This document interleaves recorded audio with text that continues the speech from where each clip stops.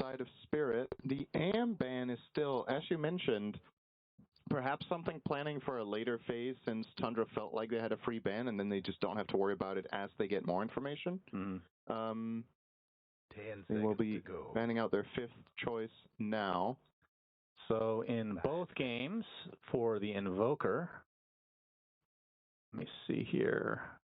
Yeah, it looks like there's no Midas in either. Yeah, so he's going Dom instead of Midas. Yeah, makes sense. Dom into drums, and most of their games are 3 Helm of the Dominators, with only one of them being an Overlord variety for 33, of course. Why has Pugna become such high priority? In the games that I've seen, I'm not saying it's bad, but it's just a whatever support. Yeah, it's a good question. I'm also surprised it's been given as much priority as it has. I heard others talking about how it could become the support of the tournament. So far, it's 5 and 5, which is decent. If it is an early pick support, generally early pick supports, unless they're truly extremely strong, will be sitting at somewhere in the range of 50 to 55 when all said and done, and a lot of the games get played. But we've had patches where a first pick support will go like 60% in a tournament, and I personally don't put Pugna there, but there might be something I'm missing. I did not think this would be absolutely at the top of the table.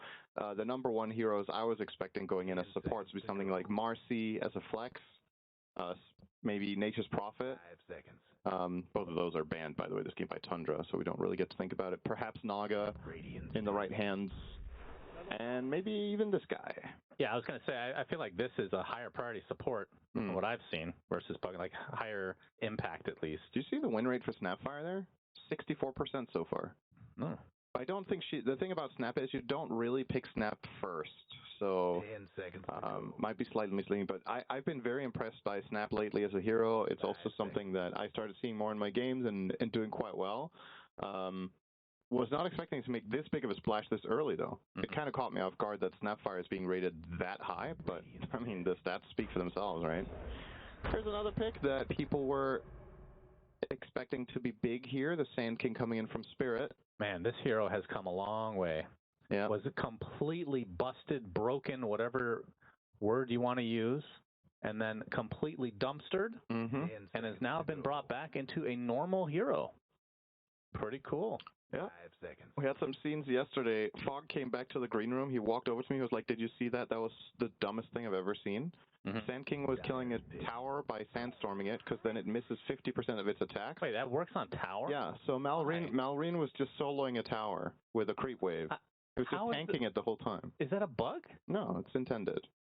I was not aware of how good that is, but yeah, that's the thing. Hoodwink coming through. Currently 4 and 2. I'm not the biggest fan of this support duo, Pugna plus Hoodwink. Very much 2 heroes that having 2 backline supports isn't necessarily a problem, obviously, but I find that these 2 heroes are so frail that if you get anything that gets on top of them, the punish is going to be extremely powerful here from Tundra. It's 2 heroes that are very susceptible to dying to Invoker, and yeah, if caught, can cause a lot of trouble. And also, you don't necessarily have the best setup, but Sand King... What, Warlock doesn't get a cool animation? What was that? Well, honestly, that fits the bill for me. It's a Warlock. Very underwhelming. It's Warlock. It's just Warlock. I mean, there's a Golem coming out. That's cool. That's true. It's 2 satanic heroes in a row. He's not level 6 yet. Okay. He doesn't have it. Doom, however, it spawns in. They could have at least used his book, Grimoire thingy. Doom spawns in at level 6, and Invoker spawns in at level 20, as we've seen. Only 1-0 on the lock. Yesterday was played by Team Liquid with a victory in that game. They ran it together with, I don't remember the entire lineup. One of them was Lycan, which they will not get their hands on here, as we've already established, for Tundra. They sure have Teamfight on Tundra. They do. So do Spirit, though. I don't think Teamfight is necessarily a concern for Spirit here. I think the most important thing is finding a way to keep a good formation. If Sand King is frontlining so that Hoodwink and Pugna can land their spells successfully and set up the fight, you got to be really careful with what you draft into the Doom now, because one of the things that makes Doom so annoying is that a pretty large subset of heroes struggle to enter the fights on their terms, but TA one of the ones perhaps better at dealing with this. Whoever made all these animations, by the way, killer. That was really good. DeMario. Really tickled me. I believe it's DeMario. 10 seconds to go. Shout outs. Credit where it's due. All right, so TA Yep. have a very good farmer, Deso builder. It's funny that you have all this team fight, and then you have a Pugna that is supposed to be able to deal with it in some respect with the Nether Ward. Maybe that's less of a thing these days. I feel like back in the day, that was a thing you actually just picked because of team fight to counter it. Right. Now it's just kind of there. It's just like, it's okay. You know what I mean? It used to be the big identity of Pugna. I think it still is a very big part of the hero. I think the Ward is Pugna's most important spell at the pro level. And the second most important is probably Life Drain, which, unfortunately for them, they're playing into Doom. So that's part of the reason I think Tundra picked this, is that when they find their key target, they want to be able to isolate and bring them down and not be concerned with Pugna keeping them alive as much. So let's say you're playing against a team and you have one player who's just your main target. You're like, we think Yatoro is carrying this team or whatever, right? A hero such as Doom can be really powerful because if you have a structure in a team where you're playing heavily around someone being the key timing and having the strongest moments in, let's say, 30 minutes into the game, why not pick the biggest anti-carry of them all, like Tundra have done here? I think Spirit is one of the better teams to pick Doom against in general because Spirit's games have a tendency to go a bit longer and be less stompy in lanes than against certain other teams. So for Tundra, they could just unlock the Yatoro counter by running this Doom. Under some circumstances, you could even argue the TA would be flexed to mid. I don't think that's the case here. I don't feel like it's a Laurel hero as much. So I mean, is Sand King being played mid at all? Yeah. So this could be the mid. He could be. That could be flex for sure. I don't know how the matchup goes against Invoker. I would think Invoker is quite happy there. Like they're probably both just farming. Invoker doesn't need to win his lane. He just needs to get his. And I don't see Sand King in any way stopping Invoker from finding farm. So Sand King only truly dominates melee heroes in mid. I don't think there's a single ranged hero where you're like, oh, Sand King is going to win this lane hard. Right. You just outrange the Sandstorm and you CS against him, and you, at worst, you probably just draw. So. Okay, looking at some carries here. Last picked, or last phase this tournament, Morph has been popular with a good win rate. Bristle coming through. Okay. This, again, begs the question, is it mid or off lane? Because this could also be Laurel playing the Bristle. Yeah.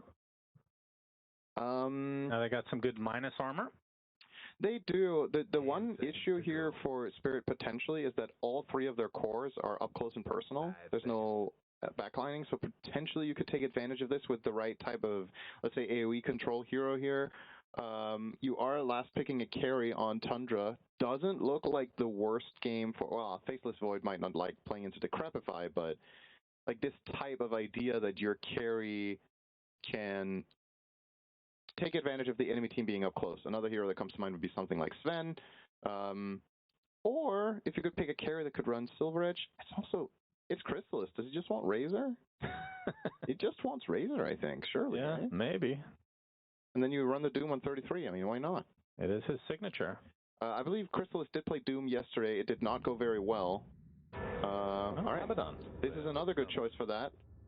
Doesn't mind that the enemy cores are close. You win a lot of fights just head-to-head, and you itemize Radiance, which is very good against both Bristle and TA. Obviously, highly reliant on attacking heroes rather than just casting spells. Yeah, I like it here. The win rate of Abaddon was atrocious, though, 25%, huh? That did not look great. So, well, if stats don't lie, Shannon, then Spirit, by virtue of not picking Abaddon in a good spot, maybe I misread the stats. I think I maybe misread the... For Abaddon? Yeah, maybe I misread the pop-up there. It might have been pick ban. I don't know if we can see that again, the Abaddon stats, the first ones that got pulled up. There was something that's at 25%. Oh, it was 15 bans. I thought it was a 25% win rate, and then there was like 15 total. Well, it does say win rate still. Yeah, but it's not that many picks. He's 1 and 3, right? Yeah. So it's like, okay, that sample size is too small to really conclude much on here. But yeah, as you can see, has only been played as core. Nobody's run the support Abaddon. I don't think that's going to be popular at all. But maybe, if you pick it one game, perhaps you can flex it later. Should make sense.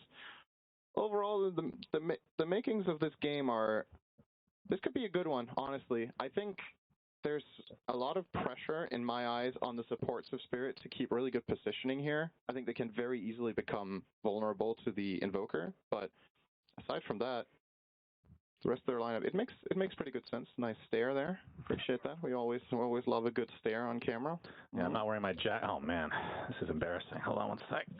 There we go. Did you forget to lint roll your cat shirt? That's impossible. Like you can't keep up with that stuff. At a certain point, if you're a cat owner, you just know that there will be cat hair all over you. You wouldn't know, of course, with Onion. Yeah, I'm a dog owner. He sheds a lot. We have the same problem. Okay. Cat hair is harder to get rid of than dog hair. Okay, you wouldn't know. You don't have a dog. In my experience. Yes, in your experience.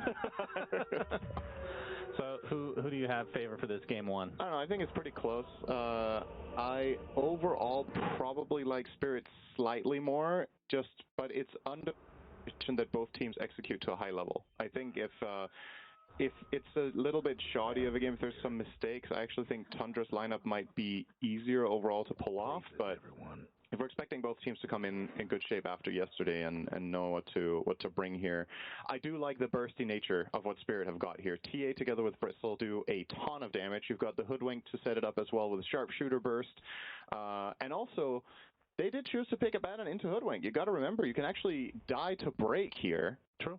As Abaddon, if you're silenced and sharpshootered, that becomes a sudden kill on the enemy carry. So begs the question if that was the right choice here, but let's get there. Keep in mind, I mean, obviously you can activate borrowed time at any point, but if you're silenced, you cannot. That's true. But if there's any dispel, it will get rid of that break. Yeah. One of the few breaks that is dispellable, in fact. But yeah, there is that threat for sure. As we get into game number one between these two teams that are both 1-1, which is why this is such a surprising matchup here in this stage of the Swiss bracket to the road to TI. So Laurel is playing the Sand King, so will be the mid SK. Yeah. And obviously against the Invoker from BZM, which kind of talked about it pregame as that a potential matchup that both should just be able to farm. Not a huge amount of kill potential. I would think so. Okay, let's see how many. All right, they have two Dominators in Quick Buy as their first item here, Invoker and Doom. Obviously, Tango's first. Oh, 4 bounties for Spirit. Okay, wow. That's quite a rare sight. Yeah, and then we have a Shackle early on from Soxa. Collapse is going to have to go to lane with not too much HP to work with. That's still a completely fine trade, obviously. They're starting with 1,000 gold lead here. Just raw resources. They can just bring the Tangos to lane that they need and maybe play a little bit more aggressive as a result. We'll see. Yeah, this mid lane. I'm a little bit curious if there's anything to learn here, because this is a matchup I haven't seen very much. I just think instinctively this should just be a draw. But perhaps with those 4 bounty runes, maybe Sand King can play a little bit more aggressively, a little bit faster. Overall, it's probably an easier lane for Sand King to get quote-unquote flawless farm in, because you're just sitting in your Sandstorm and... I don't understand how that works on towers. That's so ridiculous. Was that in the patch notes? It's just because all it says is the enemy you're attacking. Usually you would assume that does not include buildings. Yeah, I don't remember when this was changed. Very interesting. Yeah. Either that or Fog just came into the green room and just lied. And he's just like sabotaging. Like, did you see? So thoughts on BZM and his facet that he chose, which is Scholar of Korix, which is the Quas. Used to seeing the, I never remember the name of it, but it's the Cataclysm, of course. Yeah, the Quas angle has become more and more popular, but people pick it and then still play Exort. It's just they want the additional upgrades to the other spells. I'm not quite sure what determines what they prioritize. For what it's worth, this game you don't have any setup for Kata, right? Yep. Except Shackle. Wouldn't really count on that. So probably feels like this game he's a bit more of a playmaker and has to set things up himself. So you can go for the Korix for that. Maybe the additional max level on Quas has some sort of interaction with combos you can pull off as well. I'm not exactly an Invoker specialist. You come off as an Invoker specialist. Yeah, I do know I come off as like a turbo nerd, which is what you need to be to enjoy Invoker, but as a matter of fact, neither of us really, I guess we're immediately dispelling that notion because neither of us plays Kez, which is... Yeah. Yeah. The the turbo animate nerf. The agility version of Invoker, Yeah. in a way. Yeah. I think they should just drop Kez for the playoff. Excuse me, for the international itself. After the playoffs, during the 3-day player break, just put Kez in there. What if they, when they introduce a new hero at TI, what if they just do Kez? Nobody will even notice. So in terms of this Scholar of Korix, do you go Shard? Do you go Ags? Do you do anything related to the facet? You go Helm of the Dominator. Yeah, that I got that part. Yeah.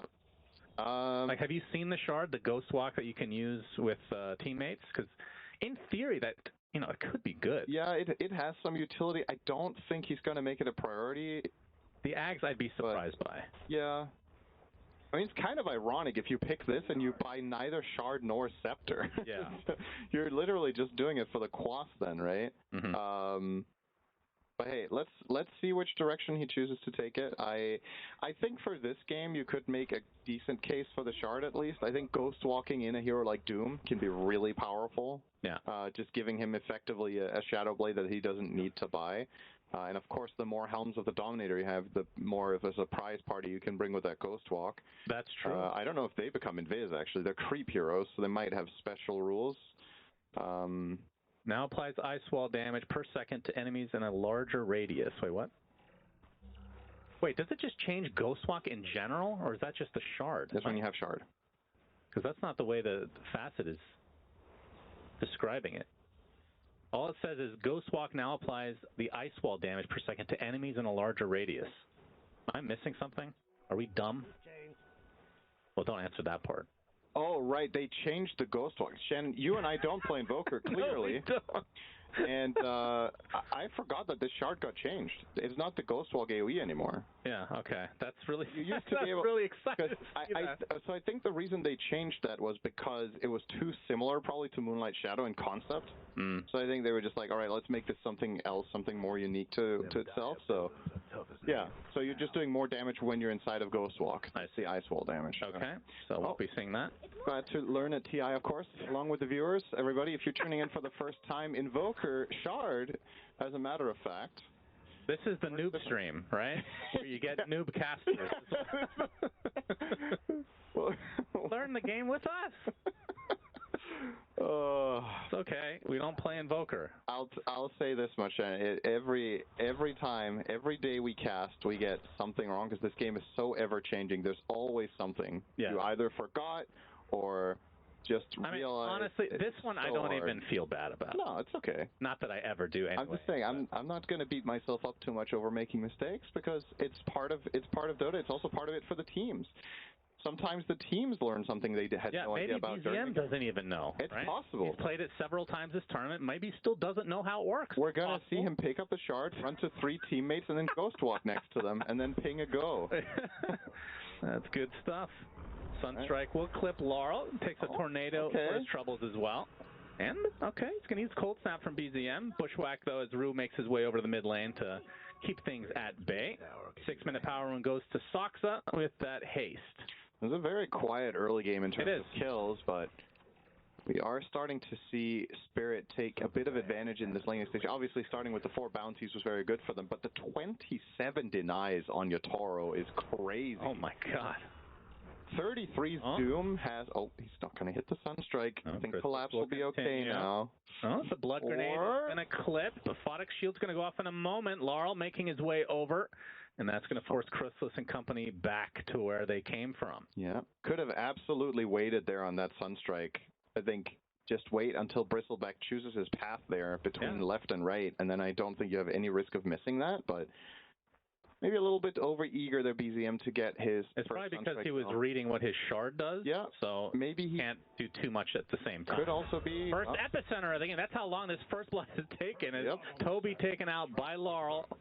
First blood 7 minutes in the game, which is good because if there was more action, we would have just thought that the Shard on Invoker was the same as it was 2 months ago, Cinder.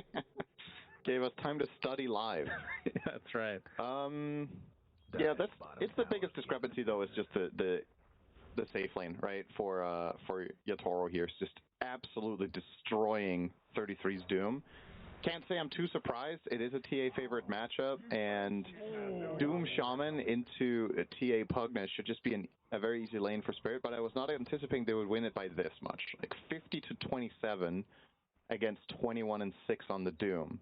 It's definitely a very good start for them, and also now getting the first blood, but you know, the overall gold, it still looks quite healthy for Tundra with the exception of the Doom, so I don't think this is all too much of a concern. And again, probably going to be a slightly slower game just by nature of the drafts. And it feels like when 33 gets off to a rough start, he still ends up owning somehow. So a player you don't generally have to worry about either. Yeah, I think if you asked the entire pro scene who they think is the best Doom in the world, I think he would get maybe like 75% or more of the votes. So it's exceptional in this hero. It should be said, though, that even though 33 is also a very clever comeback player, certain heroes that he plays definitely do a worse job at it. And I think Doom is probably in the middle of the pack there. There's been other games where we've seen, that's what's so interesting about this guy, is he's very good at small nuances in the laning stage, but when he can't take advantage of them, some parts of his hero pool can just fall completely flat. Doom not really one of them, though. Well, I see the first Doom of the game. Indeed, that is the case. He died. 33 just hits level 6, and he's like, okay, let's just get this off cooldown. No big deal. Evens up the score 1-1. Yeah, realistically, are you going to Doom anyone else in the next 2 minutes, right? Like, who are you going to find? Yeah, with how slow the game has been going, for sure. TA will be jungling a good portion of the time, and when she is contesting you in lane, you don't kill with Doom anyway. You need more backup to get that kill. So, and I assume that this helm will also be in place of the Midas on Doom, which is the usual pickup. So, very interesting developments here. The road to TI. As Laurel going to be trying to defend this tier 1 tower. Top towers will be doing so successfully. We were theory crafting in the green room yesterday how to counter Helm of the Dominator, and by the combined powers of everyone in there, including super high MMR player Stormstormer, we came to the conclusion there's 0 counters to this item right now. In the past, what you would do against Helm of the Dominator, you could Midas it, you could Dagon it, you could take it over with certain heroes, or, you know, there were different solutions to it. Spells used to be able to kill it in a different way, like let's say Frostbite, for example, Mirana's Arrow, Pudge Hook, but it's a creep hero now. And under those rules, it acts similarly to, if you think, Spirit Bear from Lone Druid. So there's no, when I say there's no counters, it's obviously not in the sense of, okay, by Dominators you can't lose, but more, there's no direct way of just saying, okay, we want to kill this creep, or we want to steal it. You need to beat it with brute force, and you can see Rue is going to work here, trying to prevent BZM from farming this camp with it, and is successful. Well, I will say, OD Pixel did ask AI, ChatGPT, what the counter was, and ChatGPT came up with the idea of forcing the enemy to sell the item, which, you know, maybe that's something we'll see in the future. Yeah, it did say if you force them to sell the item, the creep will die. And then afterwards... Toro. Chaotic offering right on top of his head. TPs are coming. He's pretty low already, though. The Sunstrike's going to finish him off. Indeed, that occurs. The TP actually cancels now as Rue, left to his own devices, attempting to run away, but it feels like it's just a matter of time. He uses the sharpshooter to get to the high ground. He forcing the chase. Get out here. He has another scurry and throw. Oh, there's the... Yeah, he's got the Wild Wing Ripper. Yeah, if not for that, he's getting out. Rue inside the tree line. This is really annoying to finish off, and Saksa will eventually take it home. So nice 2 kills here for Tundra, and they should be able to get the tier 1 as well. Yeah, this is a really strong timing for them. First golem drop, mad value, killing the carry, taking the support with you, you're killing the tower. Miposhka in the meantime gets soloed by BZM. A lot of good things happening around the map here for Tundra right now, and this was, again, a bit of my concern with Spirit here is how are you going to structure the game around your supports when they can't really playmake with anyone else than Sand King right now? Sand King needs to get to Blink. It is getting close to it, but Tundra with a nice little early lead, and now with these 2 Helms of the Dominator, they're going to be kicking up the tempo quite fast. Doom and Invoker will be non-stop pressuring the lanes. If you keep needing to put out fires, you're not making moves of your own. That's a really big part of why this item feels so strong compared to Midas. If you think of it as an economy item, it's an economy item that also pressures the enemy team. Like Midas, you're just farming, right? But here, Yeah, Miposhka will avoid the sun strike, but it feels like a matter of time before he drops to the deck. Rue, though, good drain. sharpshooter. Man, Miposhka actually staying alive, and this is going to be turned around instead onto the support for the Tundra side. Collapse. Good response. Indeed. TP's over to help solidify that. Yeah, this Dominator on Invoker is so strong with Cold Snap, right? Yeah, that's true. Possibly also why you run the Corex is getting that extra point into Cold Snap in the end. Just making it last that little bit longer and be that bit stronger too. 6.6 second duration with your Dom creep when you've Quas maxed out. No joke. What was I going to say? Oh yeah, AI had another suggestion to counter the Dom, by the way, if you remember. Kill the creep? Kill the owner and the creep loses its purpose. Oh, there we I didn't know that. Toby gets sniped from the low ground, and now Spirit an opportunity to push this tier 1 tower, and that is one of the benefits of having the Pugna with the Nether Blast constantly coming out. They're going to fortify, though, from the Tundra side. Yep. As BZM is, in fact, going for Aghanim Scepter, by the way. Have to see that in action. Okay, so he will be going for the upgraded Ice Wall. Yeah, very cool. The Vector Cast, once again, not the most obvious combos with it here, but maybe he just thinks it's a good overall item in general. It's obviously got a nice build-up on Invoker. You know, you're taking advantage of. Okay, well, we're wrong about everything, it seems. There's a Midas now on. I mean, he can sell anything, so I guess. I think Doom is the one exception where why not, right? Yeah. It's just. I feel like if you're playing Doom in a slow game, you should always buy this item because it's just free for you. Okay, well, the Chaotic Offering just used to little effect. We'll get the tier 1 tower, I suppose, but definitely not the impact that Thunder were looking for. In fact, it's denied by Rue. A good snipe. Having a pretty good game now on that Hoodwink. And Yatoro leading the charts in terms of net worth, but the next 3 are on the Tundra side, thanks to the helms that they have chosen to pick up.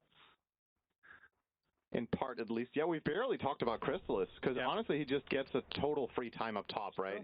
This is going to be a 15-minute Radiance phase, null. It's pretty standard. This is nothing to write home about, but it's also, you know, it's just solid. So, considering this was a lane that you were probably never getting a killing, I mean, Abaddon Warlock just doesn't kill, right? So, keeping that in mind, he's doing a good job. He's keeping up with the pace that he's meant to have here. Yeah. The break. Yeah, that's a good one. Ends up basically nullifying the foul play. Nice counter that we actually did not discuss. Yeah, I don't think they picked Hoodwink to counter Shaman's innate, but you never know. You never know. That's true. I mean, some people get really tilted by that innate. Yeah. Okay. Laurel trying to kill him with the Dominator. He learns that it's not possible. He will not try next time. This is also one of the harder kills for him to get, right? It's the Warpine Raider. Yeah. So that one is tough to break down for the sinking. Extra magic resists. Collapse with a very early Lotus Orb as Laurel's going to pop the Epicenter. Go on top of the Warlock with the Bushwhack. That's enough to take out Toby. Didn't have the ult anyway, but still a nice pickup from Team Spirit. Life Drain now being applied to Laurel, get him in a healthy state. Looks like he's going to be able to get the Shield Rune for himself now, so just needs to avoid the Tornado once he pops it. And 33 in the vicinity of BZM, so I'm actually going to wait a bit. Now BZM a bit isolated. Nice snipe, though. Oh, that's a pretty good kill. That was like 200 gold. Taken there from Miposhka. To have Miposhka on your fantasy team, of course, very happy to see that. I do actually. Yeah, so do I. Oh. Keep it up, Miposhka. Yeah, make sure you get all those CS. I don't actually know what my scoring metrics are for. Neither do I. That was too complicated. Yeah, okay. Too much reading Did material. you actually give them like skills or no? Don't they come with stuff automatically? Oh yeah, but you want to upgrade your banners, right? I did not. Oh, you did not? No, it's just too much. I have Watchers, Runes, and First Blood. Well, First Blood's not good here, surely. Radiance online for Crystallis. We'll be going for the Manta into Blink. Yeah, standard. Pretty standard stuff. As Tornado not going to hit anyone from the side. This is insane timing, by the way. Farouk drops. Yeah, have the Warlock Golem at the ready as well. Golem, 2 Doms, upgraded Shaman Snake, Radiance Abaddon at 15 minutes. This is such a difficult team to fight into. That's why the glyph is important.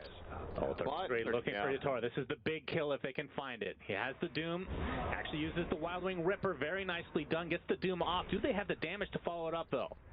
Can attempt a TP, Tornado will stop it.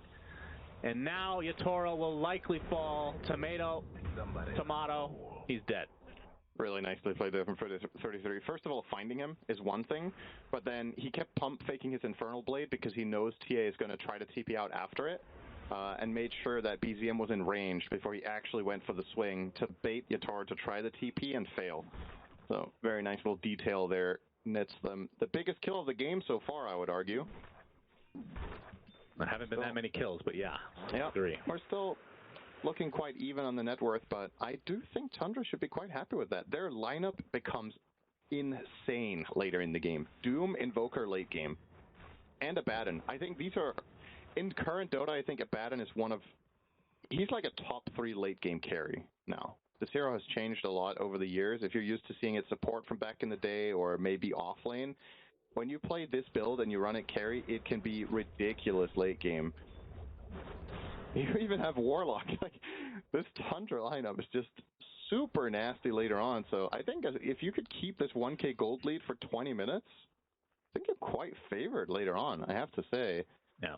So not looking too shabby here to start. Especially when you get into the 25 territories. Doom has some of the best talents in the game when it comes to late game scenario. Not sure if you even go for the break against Collapse, but you have the option. Yeah. Obviously the mute is just insane on everyone. Muting TA is so good because late game TA is dependent on Pyke, for example, to position herself, and you just get taken out. Well, this is a good pickup for Spirit. We'll get the Roche for free, it seems. Yep. Nice play call, taking advantage of the Desolator here, as well as, of course, Pugna just being able to non-stop refill. And Collapse with the Lotus Orb. You're seeing the win expectancy there. The prognosis is a 60% favor for Tundra with a dead even gold situation. So it does tell the story that they might indeed theoretically be favored. Actually, the graph has been at about 60 the whole game. So Gaben loves Warlock. Indeed. Well, it'll be a trade for the Tormentor. See who picks up this shard. So BZM now with the Aghanim Scepter, which upgrades Ice Wall. Toby will be the recipient of the shard here. So Ice Wall becomes vector targeted, and then if a unit is in there for 2.5 seconds, they get rooted. Yeah. And take even more damage. You sure about that, Shane? You think they didn't change that one? Or did you just read it? I have it up right now, just in case. Good. I wonder if... I mean, you're playing against TA and Bristle, so Ice Wall as a concept is just incredibly powerful. So being able to vector target that in their path of both aggression and of retreat is really powerful. Yeah, I mean, these upgrades for Invoker always sounded kind of strong. It's just everything in comparison to Cataclysm felt like, I mean, why would you ever bother? But we're seeing them bother here. Yeah. Obviously, you could also just have played without Ags. I'm not sure if that was a consideration here or not. Another Serpent Ward to solidify this tier 2 tower. They want to defend. There's a couple TPs coming. I mean, this tower certainly They're not defending this. It's already lost. The giant Serpent Ward is going to be really hard to take out. Saksa is going to get sharpshootered in the butt and taken out as a result. Toby's actually used Chaotic Offering. Is this actually a fight? Are they using this in defense? As Laurel, Epicenter, not going to get that many procs, but has the Aghanim Scepter now, so Toby going to take a ton of damage as a result. Kind of a weird state of affairs, and we're seeing the Ice Wall used for the first time.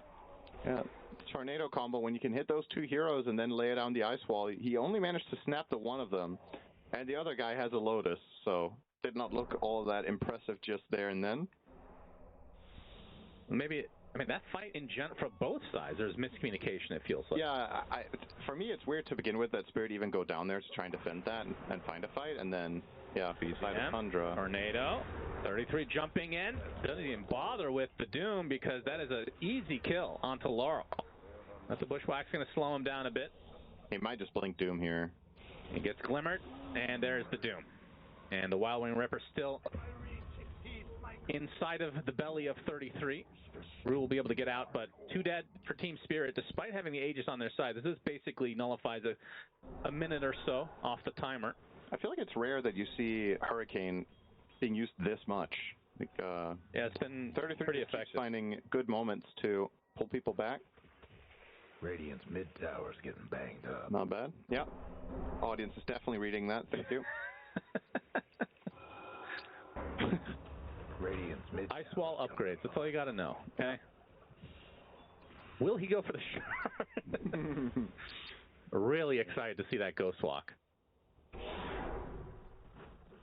I think, I actually remember this now, when this shard was changed, people were meme building Radiance shard on Invoker and just walking around in Ghost Walk, because then you're burning for the Radiance damage and the Ice Wall damage. Yeah. So you were like burning for 100-something damage per second. Very effective, especially in the lower brackets of Dota where detection doesn't exist. That's right. But I think people even pulled it off in high Immortal games a couple times.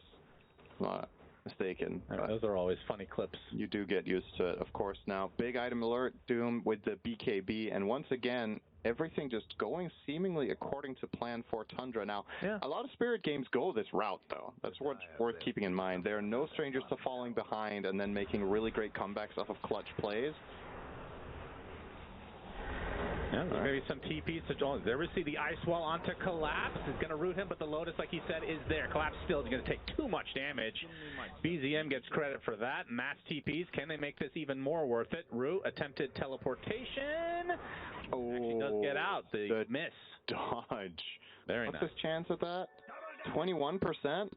Easy. All right, he dies out 4 out of 5 times there, so 33 wants a mulligan.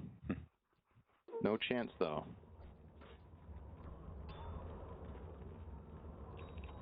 Yeah, it does feel like smooth sailing, though, for Tundra so far. Pretty low kill count for both teams. But like you said, if Tundra gets to late game, they're looking quite nice. I mean, the problem is Spirit late game, just in general, like regardless of lineup, they are the. I mean, who's better late game than Team Spirit? I think in this tournament you could potentially make a case, even going in out. I've said that. Oh, hang on. Let's see if 33 can play a way out of this one. Doesn't look likely. BKB trying to run away, but the blink dagger from Yatoro spells the end for 33. Finally, a big find for Spirit. It feels like it's been 10 minutes since they got anything really meaningful going. Yeah, Spirit, if you had to pick one team in the world that are the best late game, it's them, right? But I think there are a couple of potential rivals.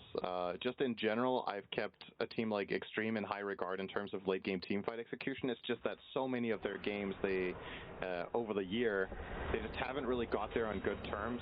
Yeah. So, Collapse. Stuck in a weird spot here. Going to get Deafening Blasted and killed off. Soxa gets credit for that. Did require the Serpent Ward, though. It's kind of hard for, I don't know, how easy do you find it to gauge how much damage this Axe on Invoker is doing? Because it's like, these situations, it looks really nice, and it is definitely doing some good damage, but versus regular Ice Wall? Laurel, Epicenter. Okay, this could be a big find for them, but the TP, and he's out. And now the Epi down, used to little effect.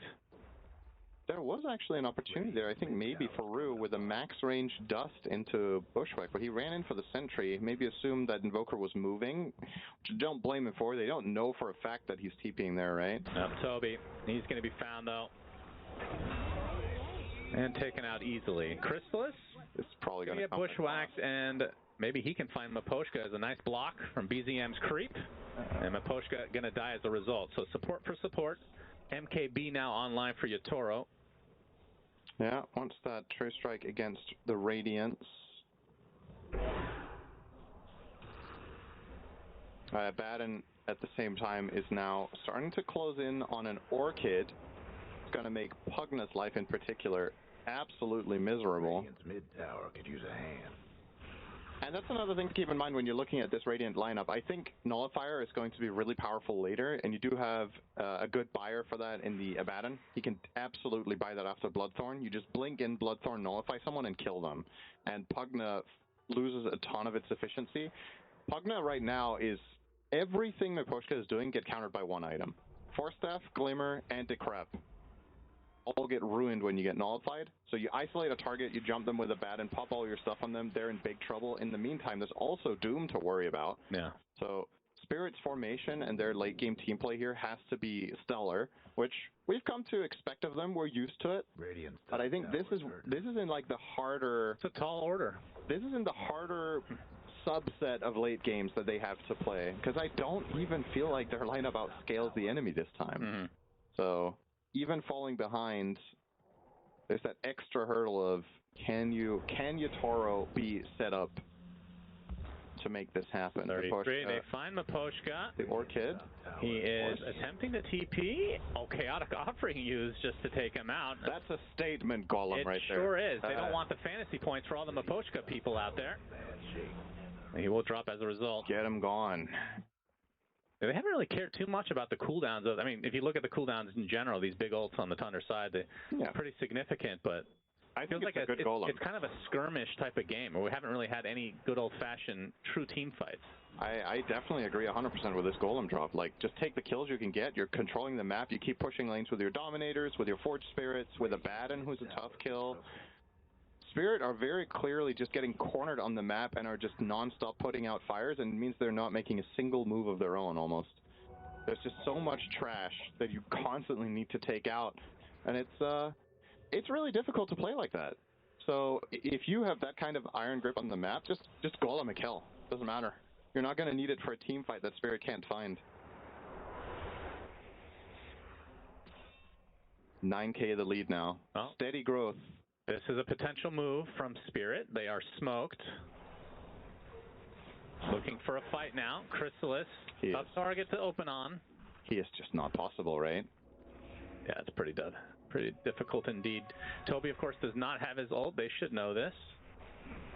Yeah, they should. He's actually frontlining, but they're still not going to pursue. Just want to get control of their triangle again, get the outpost as well. God. This is okay. Very timid play from Spirit. I mean, it's just really, really hard to make moves. This is kind of bringing me back to Illusion split push meta. Just that the Helm of the Dominator is playing the role of like half an Illusion hero, but then you also have a Baden with Manta and Radiance. So you are playing a traditional Manta Radiance Illusion split push carry style, but then you just add these extra elements to it that make it even harder. Oh, Toro found. Do they have the follow-up? The ice wall is not going to be up in time. Laurel found by 33 in the meantime. Do they have the vision? Gets off the Scorcher. He does get off the Doom in the last moment, but Laurel gets to the high ground. He might be final. 33 is going to pop the BKB and try to pursue a little bit further. They take out Rue in the meantime. As Forstaff going to keep sinking a little bit more safe, but it looks like he's going to tick out eventually to the Radiance and the Doom. As Chrysalis pops the Manta, gets back to the low ground. So 2 kills very swiftly for Tundra. Forced out of fortification with the Serpent Ward as well on the bot side. Yeah, somebody has to take care of this. They need to break the ward, but that's really hard. Baden the wall. Chrysalis blinks up. Can they deal with this Abaddon? Collapse has to pop the Lotus in retreat. This tower is dead at the very least. Serpent Ward still extremely healthy as 33 jumps in with the Shivas. Actually force steps Yator to the other side. Yator's in a lot of trouble now. Gets decrepified at the last moment. Chrysalis, there's the Tornado to dispel and do a lot of damage with the EMP to follow. Able to blink out into the fountain though. So he will survive, but at the cost of his entire bot side. So Tundra making the first move seemingly of the entire game between these two teams, despite these little skirmishes. And they successfully get the bottom lane. And 33 says, good job team, and buys a Midas. Doom is such a silly hero, honestly. Just this constant economy game. Buying Midas, using it a couple of times, selling it back with Devil's Bargain, buying your next item, then later, oh, I can buy Midas again. Yeah, but yeah, as you said, executed very well, very swift move. Waiting. Spirit, yep, they're trying their own move, not gonna happen. No, it is not. Hex right on top of the puck. Now Chrysalis goes in for the killing blow as Chrysalis' ult finally pops. He's going to be quite healthy for this engagement to follow. They find Laurel and they destroy him. He just feels so squishy against this Tundra lineup. And the rest of Spirit now on the run. Chrysalis blinks in without any fear. Soxa finds the Hex onto Yatoro. Sunstrike is going to hit Yatoro with the BKB. Trying to apply some pressure to Soxa, but he gets the Glimmer. Looks like he's going to be A-okay.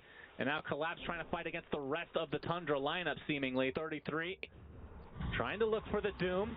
Doesn't have the vision. Shiva's going to pop the Tornado. Not going to clip, so Collapse should be able to get out. But no, 33 at the last moment gets his blink off cooldown again. Does not have to even bother with the ult.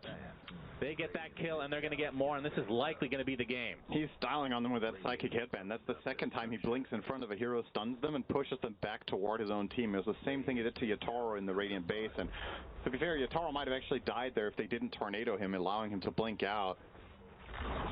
But yeah, this very quickly got out of control. Radiant mid-range. Chrysalis, he's not scared at all. We'll pop the ult a little bit prematurely, but regardless, they should be able to get the second set. Yatoro jumps in. Gets cold snap, though, into the tornado. Still provides enough time. Actually gets ice walled as well, and there's 33. Still has the Doom at his disposal. Down goes Yatoro. 83 seconds, no buyback. Laurel's ult does basically nothing. Can barely move. My goodness. Just getting styled on completely. As Toby kind of left alone in this scenario, but that is just one kill out of many. And now Spirit losing their last barracks, so mega creeps in favor of Tundra. In prime position to take this game number 1. This has me thinking, if Spirit had, with Spirit's incredible late game prowess, if Eternal Envy was playing on this team, would they ever be beatable? Like incredible late game plus the Envy losing barracks buff? Could you break the game? I mean, we've seen Spirit defend with megas against megas so many times. We have this one though. They're gonna get swarmed, right? They're gonna take this Aegis, wait for their Doom to be up again, and then run in, Dominators in hand, drop the big Serpent Ward, drop the Golem, and just get to work. There is so much for Spirit to take care of. And I think it's pretty clear now that we saw this game play out. Honestly, I think if we played it once more, I wouldn't expect Spirit to be able to put much more of a dent into Tundra than this. I felt like the entire game Spirit were not avoiding making moves because they were being scared or timid about it. They were just stressed the whole way. There was just no breathing room. So I think this is more of a strategic loss rather than execution, and you need to make the right adjustment for the next game. I feel like we might see the Invoker banned, to be honest. Take out one of Tundra's best Dominator heroes that is really setting the pace. BZM has had a massive impact on this game. He's been 13 out of 18 kills. He's been threatening and pressuring towers nonstop. Well, running around Ghost Walk setting up threats, and now to finish off this game running his AC. And this would be his 3rd consecutive win on Invoker as the only player to play at this tournament. Yeah. Which is maybe something for other teams to learn from here. Yeah, perhaps. Buy more Helmet Dominators. Yeah, that's one thing to learn. You could do that on any hero, though. Yeah, Ice Wall, very strong. Yeah. As the Tier 4 towers, the last remaining defense for Team Spirit as the Mega Creeps are coming in. So Tundra, rather, just going to wait. Yeah, time for Banner plus Serpent Ward. Oh, yeah. And then you have the Golem whenever Spirit try to engage into you. They're giving them the respect, though. I feel like Tundra would be a little bit more gung-ho against other teams. Yeah, probably. There's a Hex with the break on top of the Bristleback. Chaotic Offering comes out. 33 with the BKB getting in really deep. Trying to go for Rue. Will kill him off in the fountain. Buys back in. That's the Doom applied to the Bristleback. I don't know if he's going to tick out. It's going to be close as Laurel gets off his epicenter. A lot of the procs onto the other side, though, not hitting many enemies. 33 gets broken by the Sharpshooter. Laurel, still with that BKB. Yatoro has a lot of right-click damage, so 33 has to force staff away. Meanwhile, the Serpent Ward doing quite a bit of work against these Tier 4 towers. Only one remains at this moment as the creeps are starting to swarm inside the base, and now the Ancient fully exposed. Yatoro and company, they've got to do something about this Roche banner as well, as looks like Sox is eventually be taken about Yatoro, but he doesn't have the vision for the Glimmer Cave. Meanwhile, Laurel gets taken out easily as Rue. That is a dieback now, so 2 dead for Spirit as the Ancient will officially fall, and the GGs finally come out, and Tundra take game number 1. Yeah, Spirit played till the bitter end, but it's a pretty swift end here. Only 36 minutes. Spirit generally don't lose this fast. Most of their games, they're able to either extend it, or obviously many of their games, as we've come.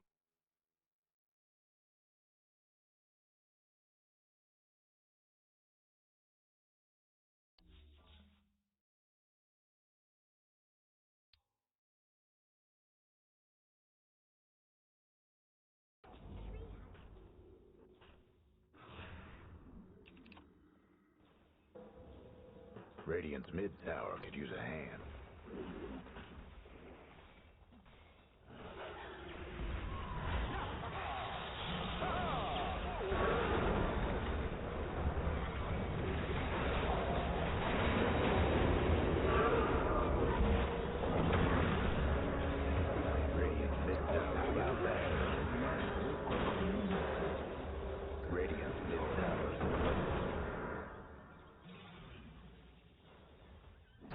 mid-tower's getting banged up. Sand through an hourglass. The hopes of an XG win is just falling through it here. Radiant's mid As they're going to step up to high ground. And, I mean, if no buyback comes, is there any chance that they just think that they're super duper conservative, or are they going to go for it? Just go 2.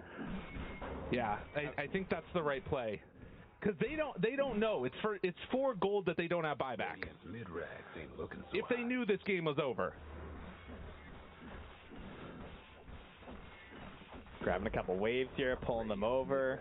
out of the picture. Radiant's mid. All right, Skeeter down to the bottom tower. Everyone else lurking way behind. Obviously, no real chance of a fight here if you're on XG. No. They're going to be down very likely two full sets of racks here to even out the game, as their creeps are attacking the tier 4s on the dire side. Yeah, that's a good point. There could be some shenanigans that come out later. That's something to be concerned about if you're Falcons. Have to keep an eye on that mini-map. So use the second glyph and actually back out for a moment. Falcons, 10 seconds until he's back up. Going to pop God Strength, and yeah, just retreat. Oh, this TI just continues to deliver. Honestly. All right, level 25 now for the Pango. The 8-second cooldown swashbuckle. Oh, BKB on Ench now. And look at this win probability. Enemy support, BKB. My carry, no BKB. Wait, is that current? Is that real? Oh my god, it is. Makes sense. You know, the gold's whatever. Yeah. Yeah. It's not too crazy. And I guess it is double racks, so makes the difference. Double racks apiece. Whew, XG. What do you do now, buddies? Well, our Aegis is expiring in a moment. What is happening? Our TA is getting stunned and dying and not pressing any buttons or getting to swing at all. Yeah. That is what's consistently happening in these fights. So we might see Ame maybe take a backseat. Also, what happened at the start of that fight was XM jumped in with an Ags pull, and he only hit Sven. Yeah. And there was a lot of heroes, but they kind of did a very nice Delta split.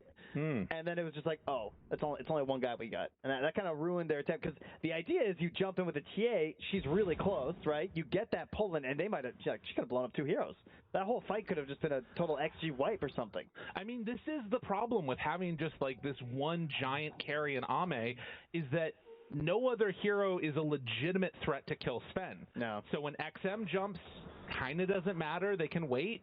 Ame has to show himself to find that kill, and that's when the counter initiation comes in. Maybe there's like a shared 25 play from the Storm as well. Try and boost that damage a little bit. Just buy Dagons, you know? Just buy Dagons. Okay, yeah, sure. Start blasting. I mean, Mallory just bought a refresher, and he's already at 3,500 gold. I don't even know what he's going to buy next. I don't think he knows either. Dude, Hex sounds pretty hype. That sounds pretty good, I'm not going to lie. Because they know the problem. They know how to win the game. Yeah. But Templar Assassin has done it. The 45-minute BKB. There it is. Better late than never. They never see it coming. I mean, I think it's the right call to do what she was been doing. Yeah. But it always is a little funny to see. Eventually it runs out, you know? Amara now down to the 6-second swashbuckle with a finished Octarine core as well. She needs to get that status resistance neutral.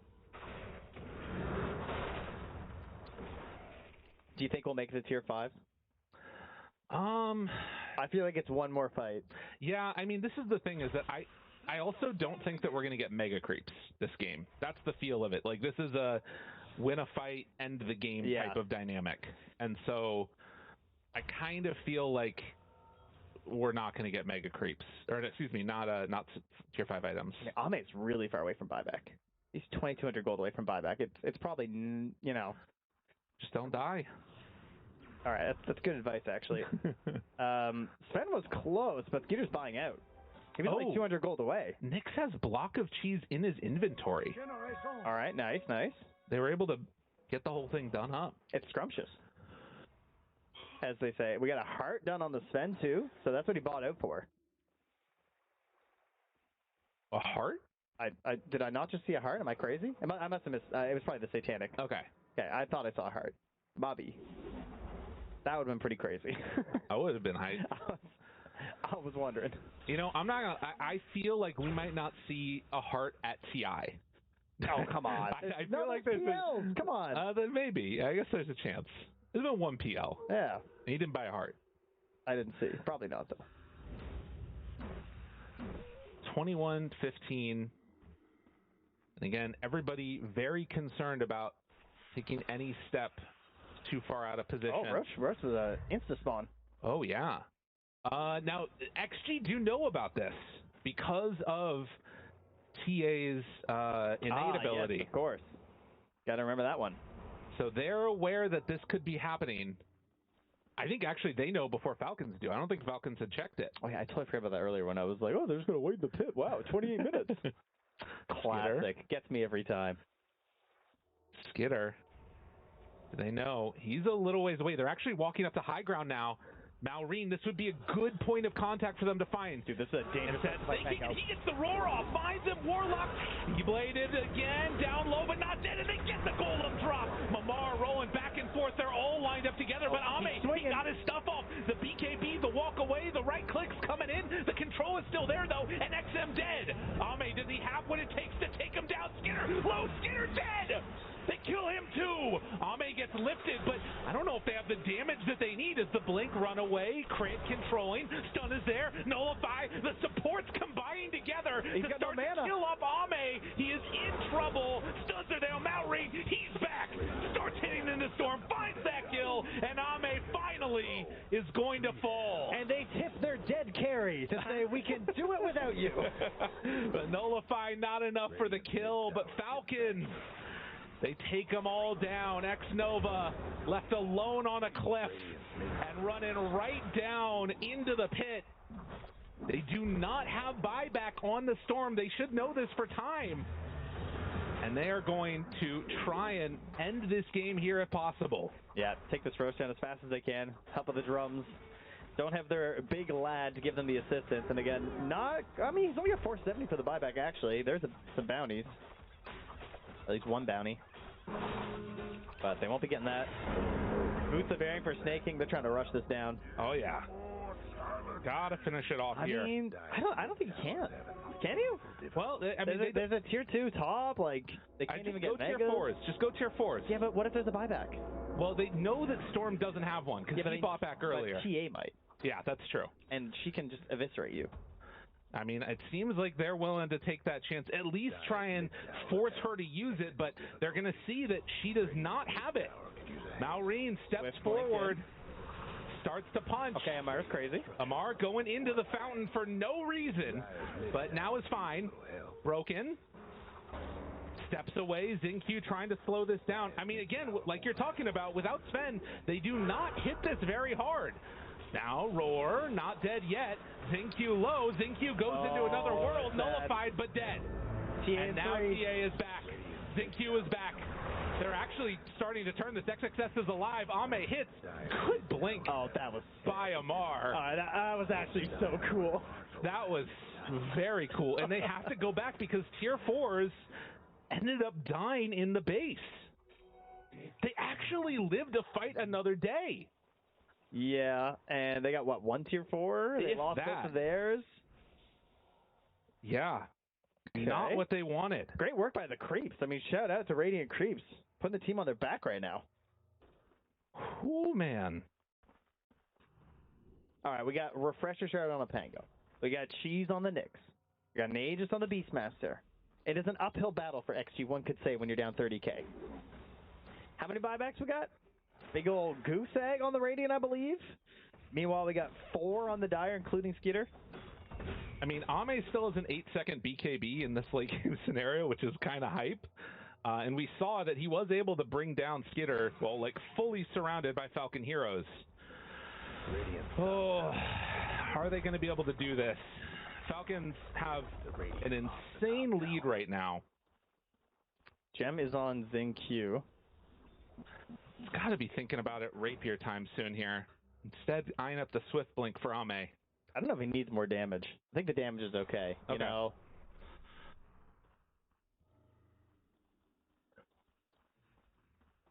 And so 51 minutes in, 22-22. I mean, unless he goes for the Ancient. Oh. That could be something. I mean, they're pushing that bottom wave. The waves are fully pushed out on the other side, but jump in, roared, dead.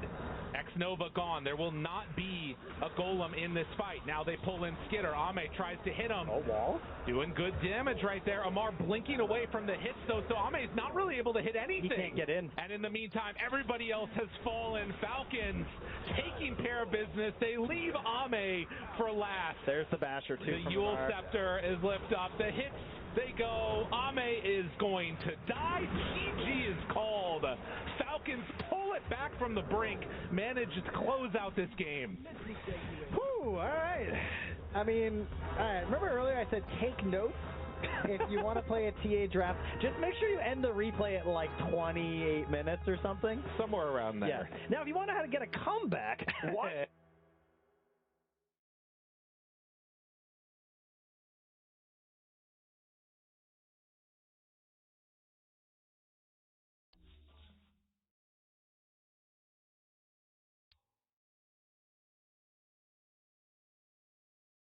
contrarrestando con derecho al carry de Nemesis, porque con las explosiones de la segunda puede llegar a detectar dónde está la Weaver. Ground and will not run into them. He'll be just fine.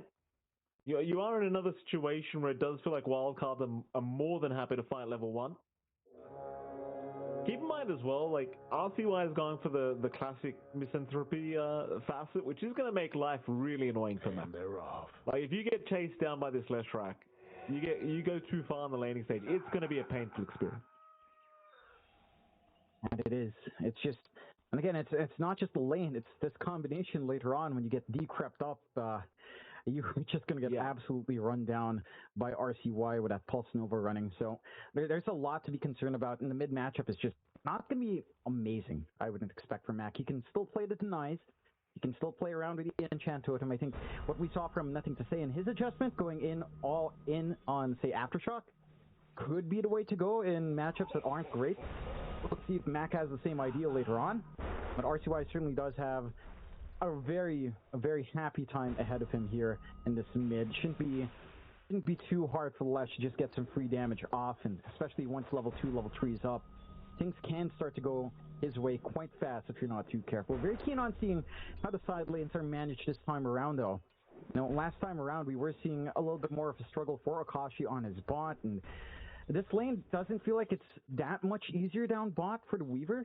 Right? Like, it is maybe a bit more passive to play into Clockwork Lycan. Like, this is not the most active combination in the world, so you shouldn't be under too much pressure, but you also take some risks when you will try to Shikuchi around, with just the area control of the cogs.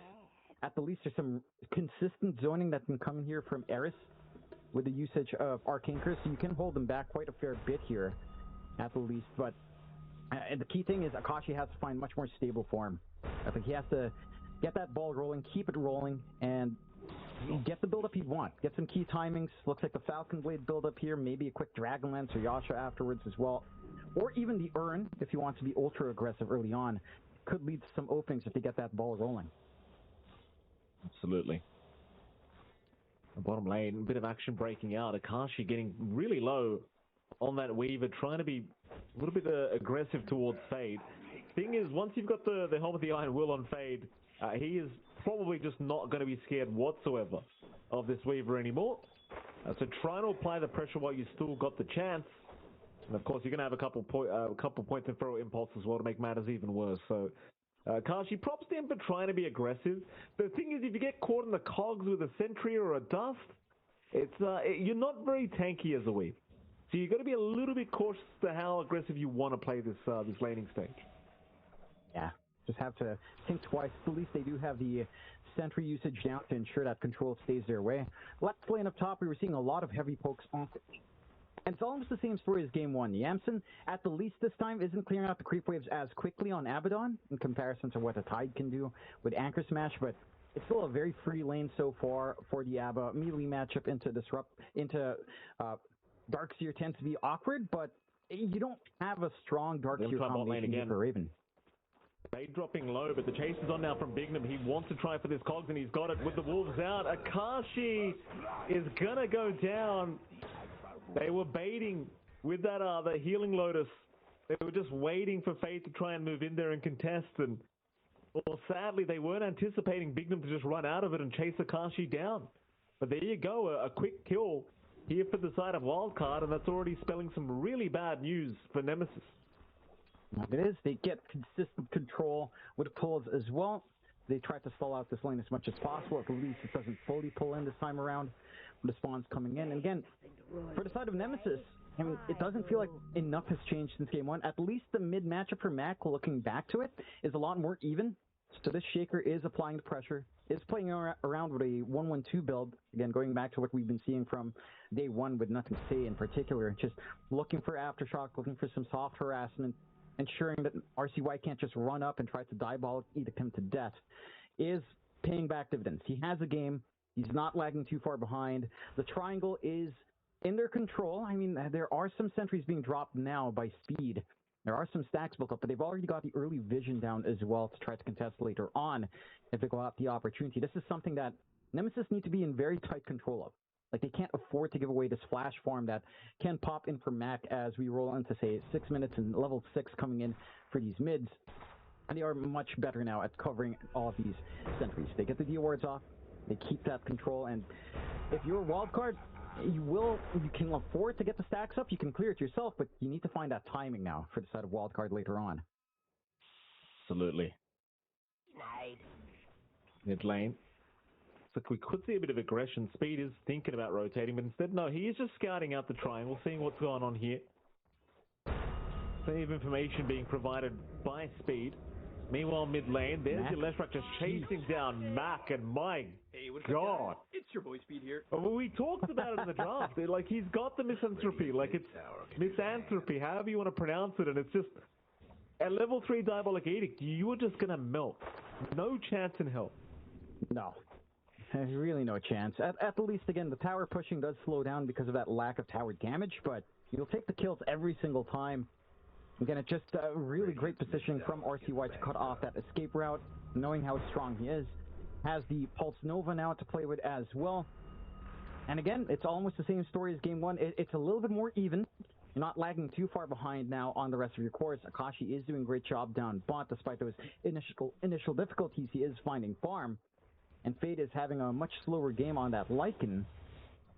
But the conditions are still set. And it's just a matter of fighting around a 6-minute rune. You're already set up on wildcard. You're not even looking to contest right now on the side of Nemesis. So a free amp damage rune for RCY. And they can go hunting. They've got the numbers here if they'd want, or just look for a straightforward push if they'd want. Not the amp damage as well. Oh, it's going to be painful depending on where RCY wants to go, but I think they'll just take the stacks, right? You got an amp damage, you may as well, and they'll do it. Speed will help out with the Nether Blast. And this is what you gotta love about Speed. He's got the fundamentals down pat. Like the way he's making these map rotations, he's finding all this information for his team, and now they've just got a freebie. Jing, what were you thinking? Get out of there, Jing. It's your boy Speed here. And they just yeah. Oh, it is indeed your boy Speed. They've got the best voice lines. You know, these two teams. You know, wild card, a little bit of a yeehaw. I wish we'd see that used more, but that's a fun one. Bot Shrine, they think that RCY is not going to be there. He's rotated over Fade. He's baiting them in. This could be so dangerous. Cogs is there to lock them down as well. No. Oh, the bait. The bait is perfect. Could use a little help. Yeah. Yeah, it's your boy Speed, John. It's our boy Speed. You know, there's some funny stuff we forgot to mention. No, he's not even there, but it's our boy Speed. I forgot that this is a 1 versus 5 Filipino match. We're going to bring back that old coffee pasta from 3 years back in the DPC. You only need one, John. Hey, that theory's working out. So far, Savage it's been a rough show. Had something going. He knew. To be fair, Savage knew the whole time. To be fair, Savage did lose with what, 1 Filipino as well. So hey, you know, it didn't work out there, but statistically, it could work out here. Statistically, who knows? He's still right in the long term, John. We've got to get some more data before we can confirm. Look at the chart. Oh no. Anyway, Power and Regen's going to be there for RCY. I'm sure he'll enjoy that very much. Jing, I wouldn't recommend getting too close. Just leave. It's not a good idea right now. Not against this guy. Leave him alone. No. Again, this movement from Wildcard has just been so clean.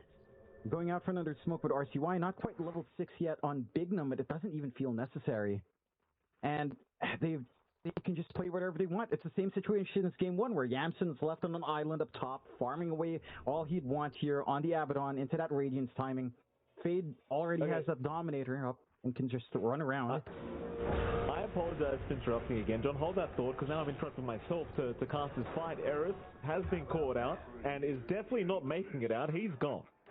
I just wanted to say, John, I really like the fact that RCY is just rushing Blink on Lash. Because if you look at the draft of Nemesis, what are they going to do when he blinks in with that Edict? They can't do anything. Nobody can fight back. No. It's actually a genius rush here from RCY. Radiant's mid-towers He understands what he has to do. He has 2 things to cover him if they are jumping as a team. He can follow up for the clockwork. He has the Aphotic Shield if he needs it. He has a decrypt on him if he needs it as well. So there's a lot of safety nets to allow this Blink Rush on the Lesh to just naturally come about. Getting that free siege down bot would fade along this Dark Troll Summoner. And Eris is going to hang around to try to slow it down a tad bit, but that push is going to go quick if you don't really have a straightforward response here on Nemesis. 0 to 6 start for Wildcard. They are chasing Yamson up top, though. They are. Yamson, though, he's a tanky boy. The rotations are there. It's not even necessary, really. He's even got the helm of the, rather not his own helm of the Dom. That is the helm of the Dom of the Darkseer, of course, Raven, being a nuisance. Almost surprised Yamson didn't want to pick one up himself, but he's got the same Radiance build-up, which, you know, in fairness, again, I don't think there's going to be much contest for it. Chase is on for Jin. Jin gets hookshot. Very nice from Bignum. And with the Edict, they'll try to fear him back. They do get away with it as well, because he didn't go for the stun first. And so they will not find the kill on Jin. Very nice escape. However, the fight does continue. RCY, he's not letting these stacks get taken for free. In fact, he wants them themselves. He will take a bit of a 100 gold bonus. Take some Ancients while he's at it. Blink is up now. And this is literally a game, I do believe, where he can blink into anybody and just kill them with Edict right now. And I'm sure we're about to see it. In fact, Mac's got a sentry. He'll be safe. He'll jump in fact, trying to kill himself, but he's got no Echo to play with. This is very dangerous, Mac. No Echo. Vacuum back. Is it really going to help? They're trying. In fact, they've made it happen. They've made it happen. They'll lose Raven, but it will work out in the end. Happy days for Nemesis. Speed trying to fight back against Akashi, forcing a global silence, but he will go down. Nemesis will find a good trade. Radiant's we make that work out excellently for them, just in the right spot at the right time here for Mac. The damage not quite overflowing as they couldn't really layer their spells properly this time around for Wildcard with that coverage coming in from Nemesis. Even the healing from Speed, it's nice, but no, it's level 1. You're not healing through all of that burst available on the Shaker. And you are finding openings. Again, big difference for Nemesis is your lanes aren't crushed as hard. They are still not the best. They are trying again on Yamson, but won't last much longer. That's a very hard target. You know, Yamson. Yeah, he's got Speed right behind him anyway, so even if you get through the borrowed time, it's still not going to be that simple as they take down Jing just so quickly.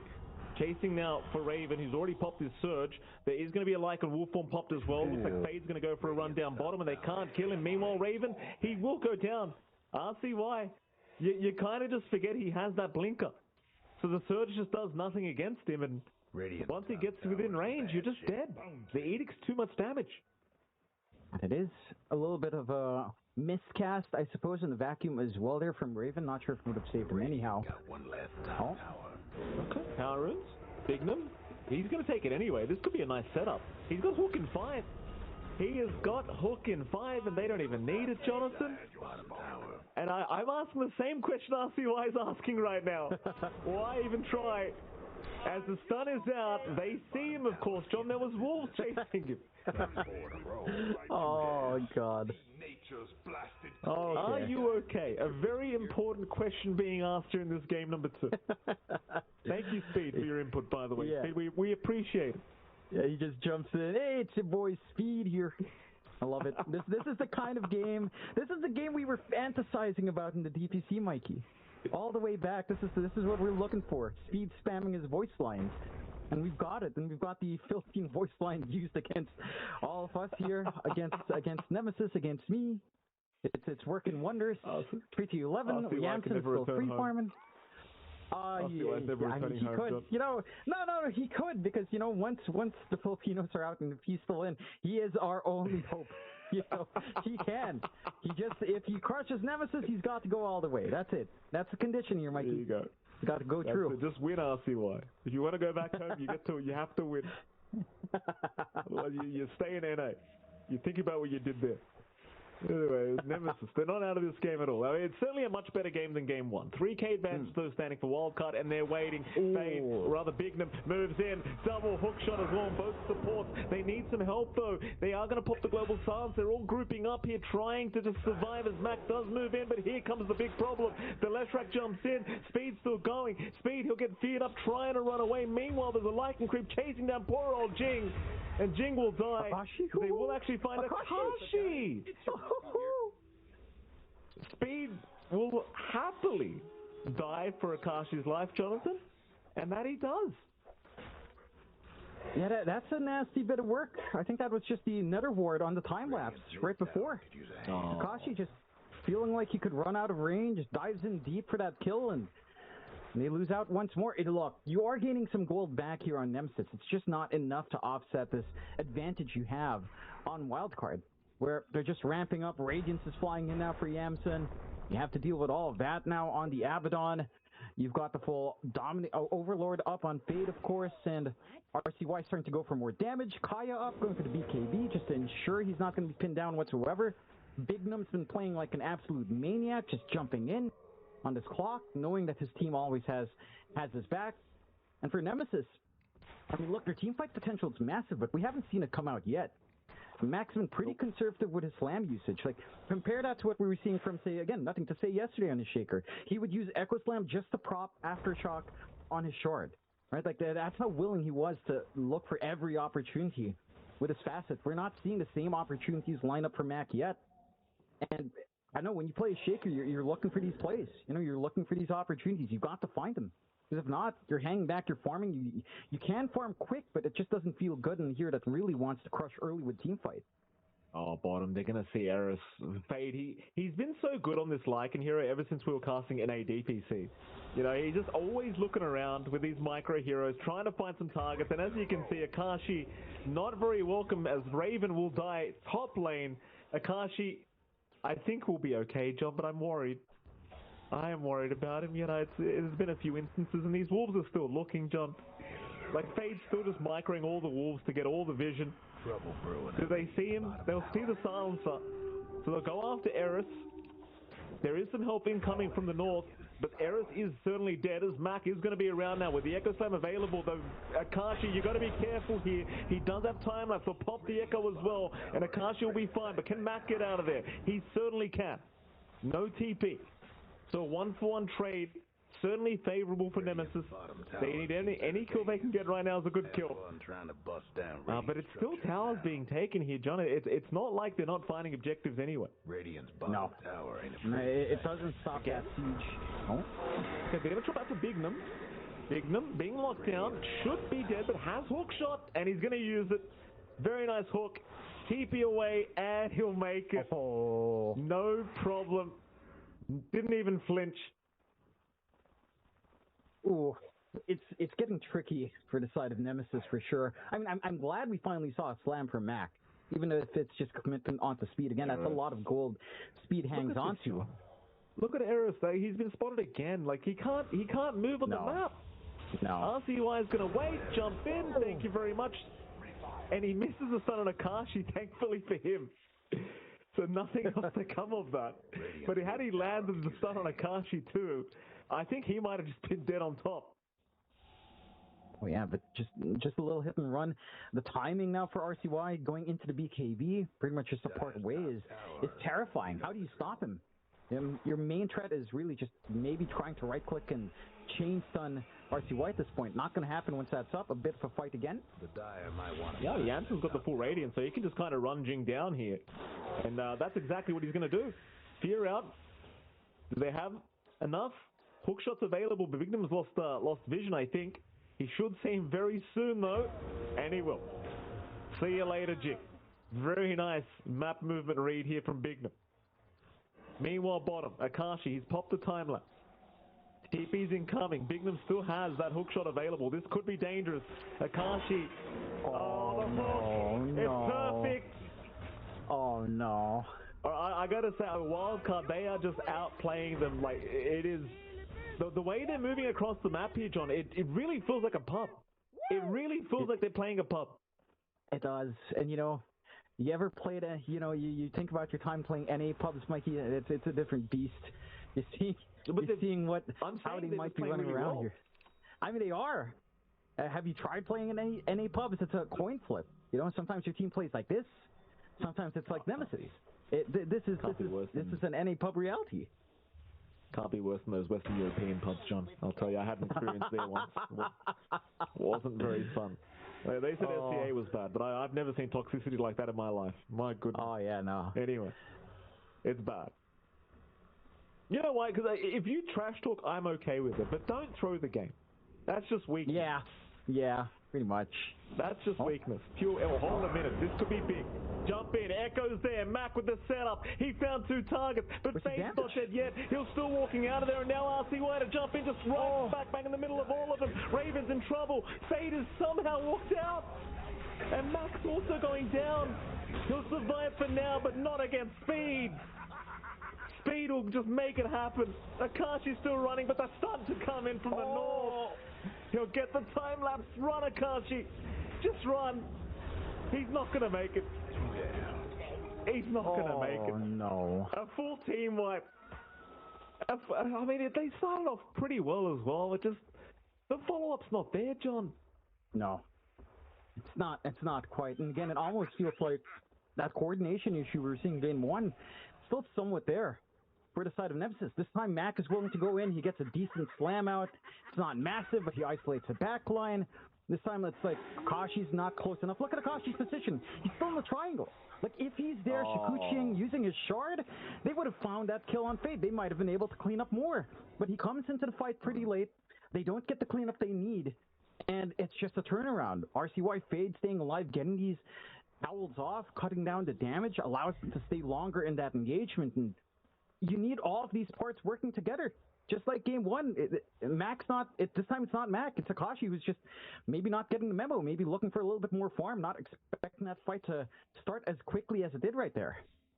I mean, I genuinely mean this when I say it. Wildcard is completely outclassing Nemesis right now. Oh, yeah. They are literally just outclassing them. And I feel like people are really underestimating how good Wildcard could be as a team. Because all the fundamentals are there. It just feels like a lack of experience at this point, to be honest with you. It does. And they've had a full year of experience, right? They've gone to a few lands now. They've managed to beat Shopify here and there. They're doing good. Yeah, and it's been better and better every single time we've seen them on the LAN. And it's showing up in this match for sure. 7-24, they've had a slower start. 0-4 overall, 0-2 in series. Now they're just set to maybe find 2-0. Poor old Era, so he's just had the worst possible game against Fade. Fade is having the time of his life here, John. He has just been terrorizing this poor silencer. And as I said, I mean, we saw this from Fade back in NADPC a few years ago. He really, like, nothing's changed. This guy is just such a menace when it comes to these micro off lanes. And you had the Beastmasters, you had the Lycans. It's all just very revolting when it comes to Fade. And now the Roshan, of course, beginning for the side of Wildcard. And, there'll be no contest, Jonathan. You can't contest them right now. No, I mean, you have no choice. You can't fight into just how strong RCY is. He still has his BKB at 9 seconds as well. This guy can just stand center. But top tier 1 still standing somehow. For Wildcard at 23 minutes in. It's set to fall with a creep wave shove. But that's how rough the circumstance is. Mid's still healthy.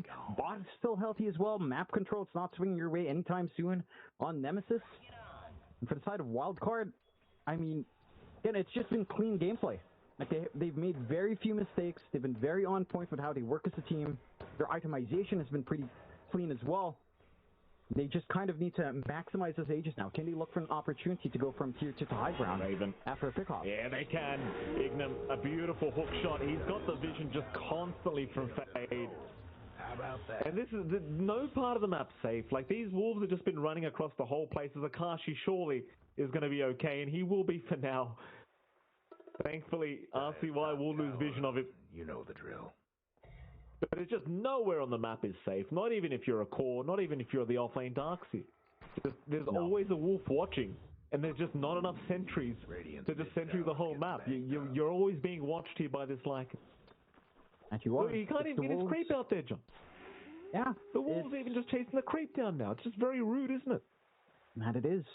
And it speaks overall onto the overall vision game for Wildcard. It's the wolves, it's the rocket flares coming in, it's this great sentry usage, it's a great coverage, always having something ready so Akashi can sneak out as well. They're just, again, they're playing as a unit so damn well. Jing. Jing's been scouted. They saw him. See you later, Jing. I'm genuinely not sure what the idea was. I think maybe he wanted to farm the creep wave. The Radiance Courier. Not worth saving the Warplane Raider, I dare say. No. it's false out. I mean, you got a big lump of farm coming for Raven, but you know, I don't think it's going to be that game changing at this point. No. You know what? If Mac would slam that, I would show a lot of respect for that. You know, take all of that for him. Yeah, those would leave it to Raven with a creep. Yeah, it would be funny. How about that? Something like that. It would be. Yeah, that wasn't very funny, was it, John? Eris will go down again. Genuinely, I'm very impressed with Wildcards because they're just making this look too easy. Like, this is too one-sided. I mean, look. This Nemesis, they were finding 2-1s yesterday. Yeah, 1-2s, but yeah, they were finding series games off of strong teams. John. I know, and we all know they win, John. Yeah. You know it's bad when the voice lines stop coming in because they know it's kind of getting a little bit of. They know it's a bit much to use voice lines from 7 to 28 until maybe when you're GGing out it comes out. But right now, like, all right, this is looking. Yeah, this is. Are they okay? Instead of memeing with a voice line, they're actually asking, "Are you guys feeling all right?" This is what's going on? Jing. Oh, he's gonna see him too. Bignum. Hook. Not yet. He'll wait. Looking for the angle. Rotobatos going to be there. Oh, misses the hook. Very nice sidestep from Jing. Can't hesitate. But he's got the jetpack into the cogs. TP away. Oh, he's not going to make it. Meanwhile, top Akashi. He'll keep running. It'll be okay. It looks like he'll make it out just barely, but the chase continues. They'll leave him alone. He's okay. There's a wolf right behind him. They haven't even lost vision, John. Look at this. He's still being watched. It's so annoying. Oh, man. At the least for Akashi, he's just a recipe away from full BKB, and that's going to save him from all of this control, from the Orchid coming out, just ensuring he won't get the time-lapse off. He's got a safety net once that's up. It's just a matter of, can you put all of these moving pieces together? Can you actually execute that team fight that we've been looking for almost 2 games now from Nemesis? It just doesn't feel like, again, that they've been on the same page. Maybe they're hungry. Mac was asking a while ago what chicken or beef for whatever reason. Then we got Yamson shooting back in with some burger choices and stuff. So maybe there's a little bit of hunger, literal hunger on Nemesis, and it's leading to some out of sync decision making. Hopefully, that hunger is slowly being satiated by playing some Dota 2, and they bring some team fight out. Not yet, but maybe. Well, they've got the Yasha Kaya now available on Mac. I mean, he's certainly got a crap ton of damage with that Echo Slam, but you've got to land it first. We haven't seen any huge vacuum slam combinations either, which, in fairness, it has been very hard to find those opportunities. Yamsun is rushing Dagon, apparently. I like that. First down Akashi, you've got Decrep, use it, True. Maximize this, maximize speed.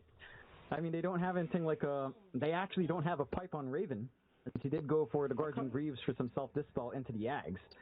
So, magic damage will scale, purely because there's no magical barriers to deal with here, for some reason. That's fair. At least they have ventured on the map now, Nemesis. They're back down to the southern side of the map. They'll get a bit of farm in for their time. Problem is the rest of the map is just completely owned by Wildcard. I mean, basically holding on to about 90% of the map right now. Wildcard feeling absolutely no reason to try and rush this game. And well, in fairness, they are one item away from having the Hex up for RCY. And even after that, you may as well just, Jing, Eris rather, he's going to be okay. They won't see him. What I was going to say, John, is you're probably going to be waiting for Roshan anyway before you try to make any kind of high ground moves or big team fight attempts. Yeah, you just kind of need to chill out. I mean, 7-29, 20k lead. You're not in a rush on wildcard. The opportunity for Nemesis is literally if they get 5-man wipe. So there's a lot of caution here in the wind for wildcard to just kind of play it safe. Again, some safety nets up for Nemesis. BKB up for Akashi is a big step forward. You're going to get a BKB up on Mac relatively soon as well. So two of these cores at least won't care too much for the damage coming in from RCY. It becomes a matter of will you care about the damage coming in from Yamsen and especially Fade. His right click has been extremely high with Nullifier up and whenever Shapeshift is up and running as well. Raven? Akashi?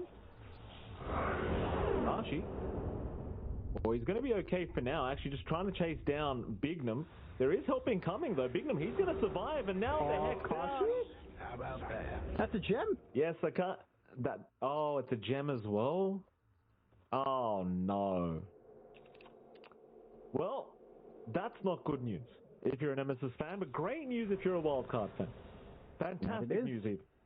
I mean, the fact that they don't even find that kill on Bignum is pretty demoralizing. Sure, and Jing. See you later. Yeah. Pretty,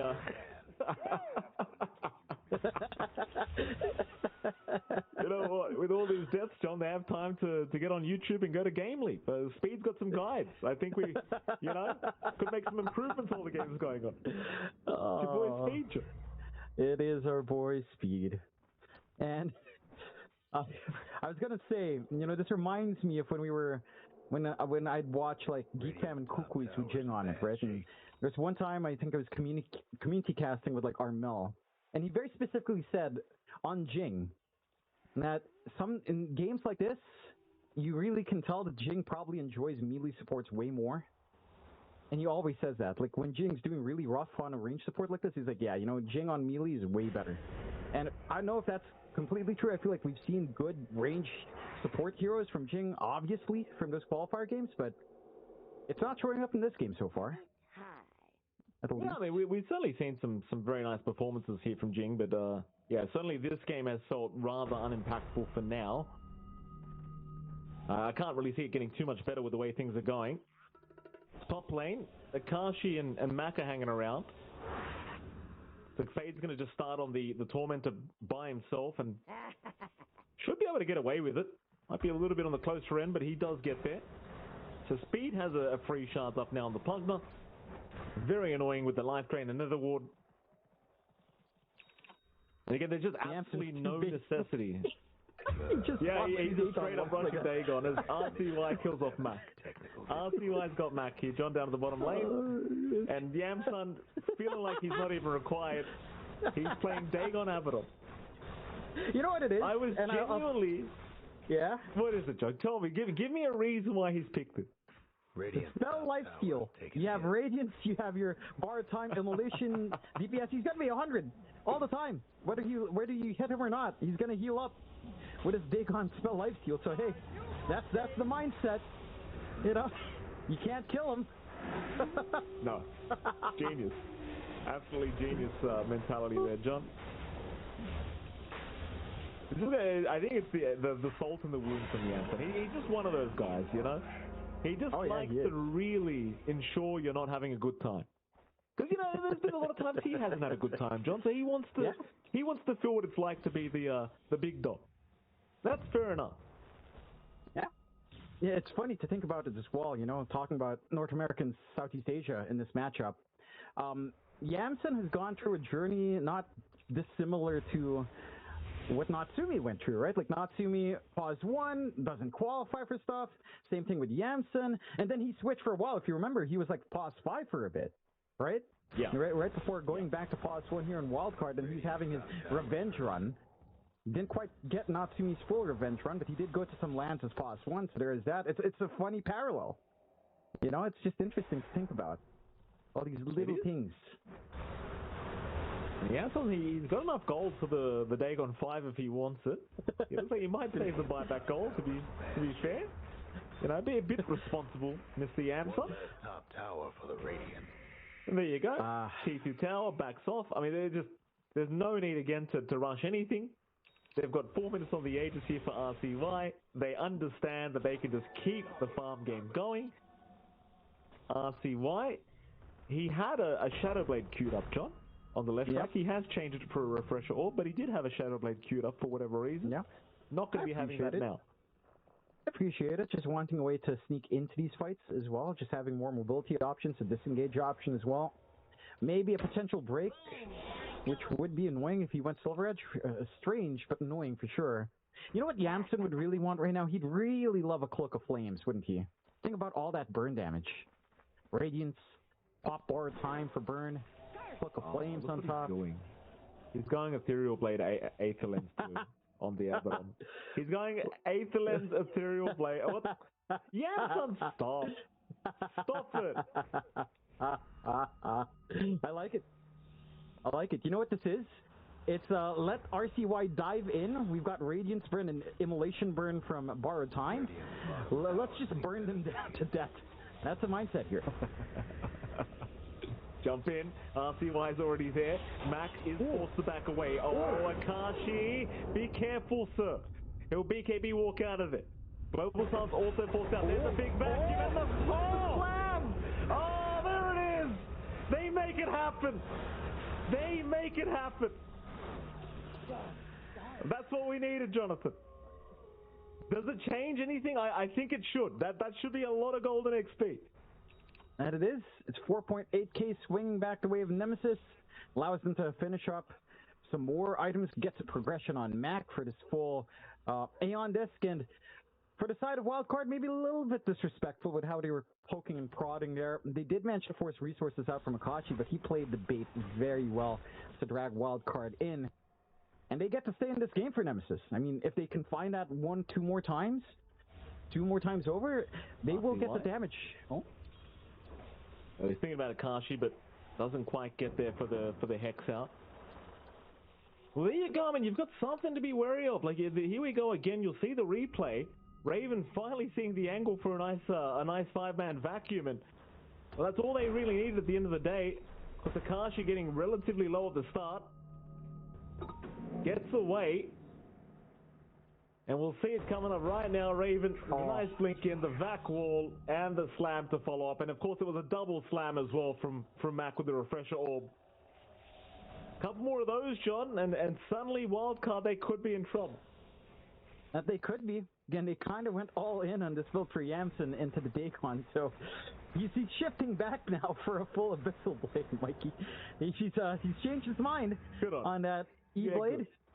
You know, he wants to scale now. We'll see. I mean, they know the refresh is down. They know Slam is down for a little bit longer. No Roche Banner to simplify the high ground, but they are still strong. Just no secondary lives. Nemesis has shown, though, that their potential in this team fight is high. Back wall into high ground with slams, it does wonders. It's just a matter of, will Wildcard give that opportunity back once more? We're just trying to keep the siege creep alive a little bit longer here, Wildcard, as they do look to move in. So you've got that one echo up, 60 seconds on the or rather 50 seconds on the Refresher Orb right now for Max, and see if they can buy enough time to have the double ready. I mean, one should be enough if you can get that big vac again, but it seems like Wildcard this time are going to be very, very cautious about the way they approach this. Because you can just do this, like just let Yamson do all the work, give him the reset with the life train, and then let him run back in on his own. No need to group up or rely on RCY to do the work for you. Even Fade sitting back now, just in case.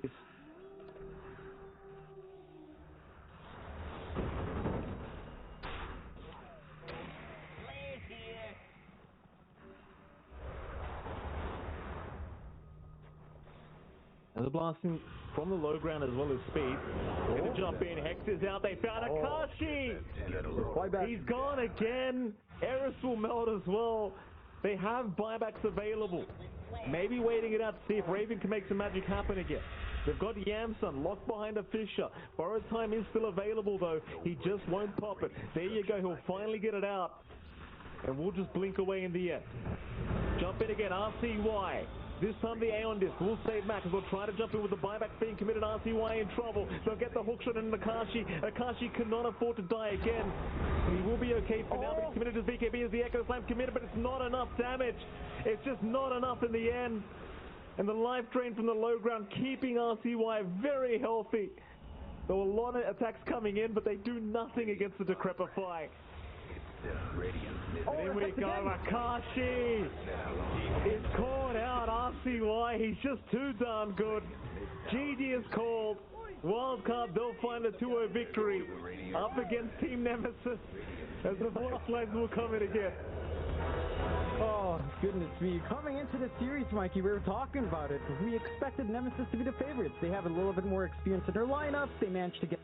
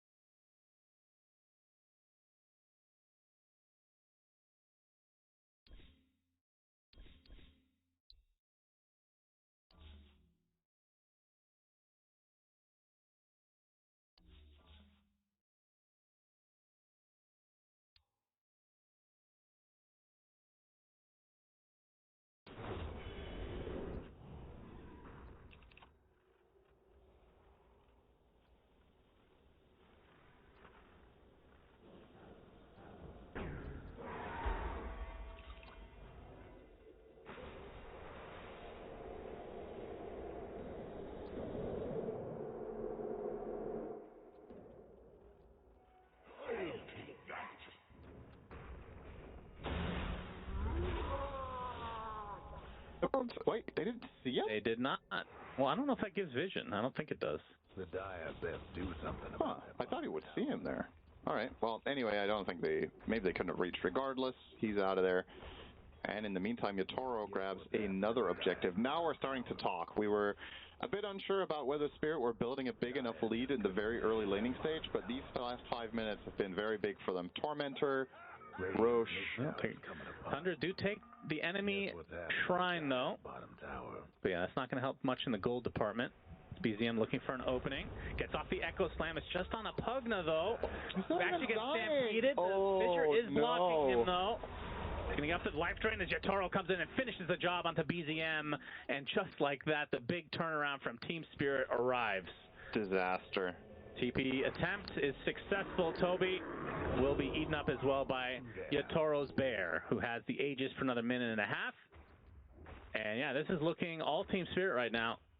This lineup for Tundra has not come together whatsoever. At least not yet.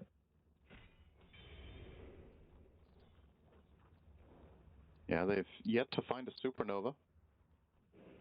33 with a very good map read here, stopping on that camp. Estes is coming in. It's crazy that he just predicts this move, unless they saw the smoke. Wall hacks. Yep. And Laurel's still not done with that blink. Did he stop at something else? Or he's just been walking around a lot. Oh, he just went for the BKB, right? That's what I was surprised by, was that he chose BKB first instead of Dagger. Oh, yeah, he changes. But he's coming back for it now, and then, I mean, this is surely just Aghanims, right? Or is there any other consideration? We'll see. 33 now with his own Dagger. This is going to be a really uphill battle for Tundra, because not just because of the gold lead, but the itemization of Centaur is actually making this really, really hard. Like, the pipe is incredibly powerful right now. In any team fight that breaks out, you have to either be able to pierce the pipe or avoid the Stampede runaway, and the only stuns you have are Shaker and Bane. I say the only ones. I mean, obviously that's a good amount, but the heroes are tanky on Spirit's side. Ursa is a tough kill. Centaur is a really tough one, and SF is BKB, so approach wisely if you're Tundra here. Tower ain't a pretty sight right now. And it feels like Tundra are scrambling a bit as the lead continues to grow for Team Spirit. Tower won't last much longer. Radiant's bottom tower. I feel like this, as Aegis is down, of course, but this next Roche is going to be pretty pivotal. Okay, they're going to try something here. BZM. Oh, he almost gets hoof stomped, but the stun comes out just in time. Chris with the BKB, and now the collapse stampede. And Chris's BKB is going to end up not doing much if he can't get this kill. Laurel jumps in now, and Yatoro just rips right through Crystallis completely. And now a Requiem set up. A second core dies for Tundra. And they just cannot find anything in this game. Once again, no Supernova, no Echo expended. Collapse breaking that smoke immediately and still getting away is massive there. I think, I'm not sure if BZM was unable to Echo there, but it feels really weird to just Echo this one Centaur, right? Yeah. Phoenix can't really Supernova because there's no good setup, and yeah, Crystallis commits all the way down that lane, or rather that rundown in the jungle, but doesn't find the kill. You need the Fiend Script in this play. They have to try to bring Toby into these smokes so that Razor can stick on his target. Uh-oh. BZM will get out. Laurel's still not putting anything in his quick buy. I wonder if there's another consideration here than the Axe. Maybe can you buy like an early Hex? Is that a thing here? Can you buy an early Refresher? You don't really have the mana for it. Yeah, okay, it's Axe. He queued it up now. Fine. Makes sense. I do think it's the best item as well, so. Yeah. A little over a minute away from finding out when Roche spawns, and Team Spirit can probably take that uncontested. Although, I mean, in theory, Tundra's lineup is extremely good at fighting in the pit, but with this kind of deficit, feels like Spirit can just play the map, get a pick off, go for Roche. Relatively safe plays at the disposal of Spirit. Yeah. And, ooh, Crystallis. Ooh, just dodging this smoke gank. Soxa, the fact that he's farming this far away, just try to find anything on the map, which kind of indicates the state of affairs right now for Tundra. As Laura will find Soxa, but actually was he TPing at that point? Either way, Soxa's dead, and a good Requiem to cancel out that very annoying play from the Phoenix players. Nope, he wasn't TPing. Guess he was anticipating this exact thing, so save to scroll for later.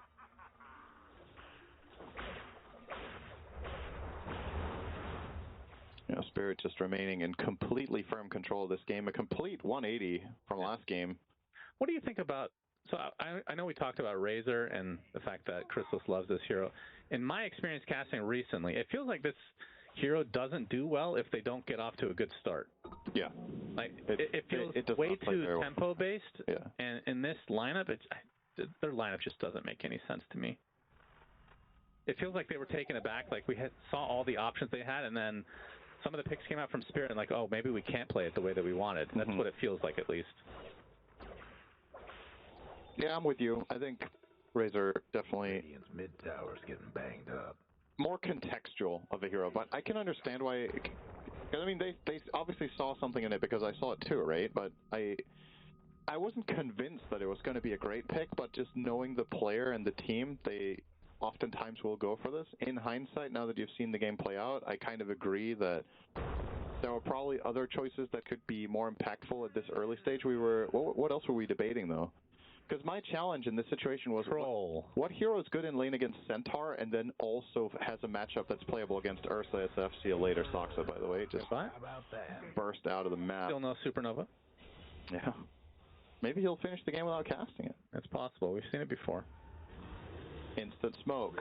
Roche. Yatoro will solo it. Yeah. This is a really good smoke. This is cool. Because you think that they're not going to solo the second Roche with Ursa. So this is actually a quite likely successful connection now. Because when Roshan dies, Tundra now are going to assume that there's 2 or 3 or maybe 4 heroes in the neighborhood up there. Yeah. And therefore, Crystal is trying to maximize on the map here. He does break the smoke, gets hexed. He's going to get destroyed. Does Crystallis get away? I don't think they see him. This is a really good death from Toby. Absolutely. Could have been a lot worse. Yeah. But regardless, it's still another hero dead for Tundra, another Roche given up. As Collapse working towards a heart, has the Lotus right now, and then does have his eyes set on Cart. Yeah, wants the overwhelming blink first, maybe? We've even seen that used on Ursas before, and it's actually not that bad because you do get extra attack range on melee. But the Shadow Fiend...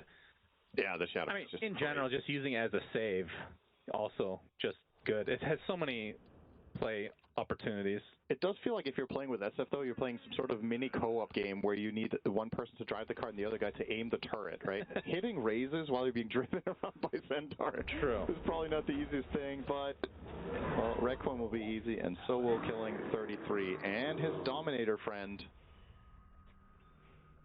Another death for Tundra. Yeah. New Spirit in firm control. This archetype game is something that Tundra fall into, I want to say, 1 out of 4 games.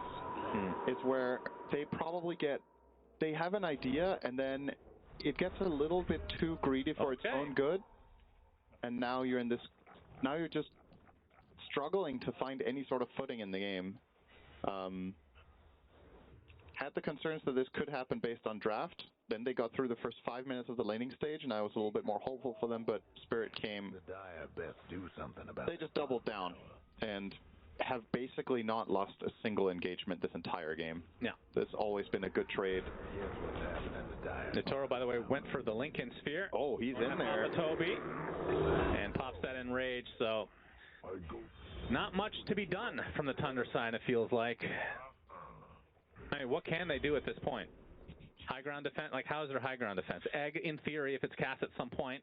What is that voice? Which one? Have some milk and go to sleep.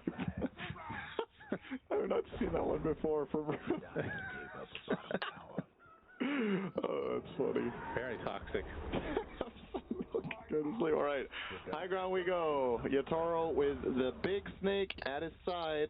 Yep. That's a giant one. High ground. Who can even destroy the serpent? Nobody. Like, you don't have a hero that does this. Nobody. This is just a laner. Okay, he's a jump. All right. Gonna try to force Soxa to use that egg at some point. He refuses. Yeah, he's being very disciplined, maybe overly disciplined. And this is going to be a lane for Spirit. Just feels like Tundra are waiting to lose. I mean, is there a power spike incoming that they can try to have a last-ditch effort? Not an obvious one. I mean, the Shaker BKB is pretty big because now he can reliably jump into the enemy team and actually cast his spells without getting insta-requiemed or stomped or whatever. So that kind of was the timing for me. Was Shaker get BKB, look for a fight, but at that time, Spirit just made a great move of their own and got the Roche. But they're gonna try, as it looks. They will smoke into the enemy team with Aegis. Yep. Well, for now, they're just using it to get their own triangle, but they're hoping to find Spirit. Not really going to be the case, though. Spirit reading this, and they're staying on their own high ground, waiting for trouble to come their way. If Tundra run into Spirit, or Spirit are in position, this game is just over. Like, you have to catch them in a weak moment. Yep, it has to be picture perfect. And they're just not going to find them. They're just running the wrong way. If you die here, you might not cast egg the whole game. Oh, smoke broke on Yatoro. He realizes what's going on. Not going to connect, Not get the auto attack off. He's going to continue chasing, though. The Owl Bear. Soxa in the pit.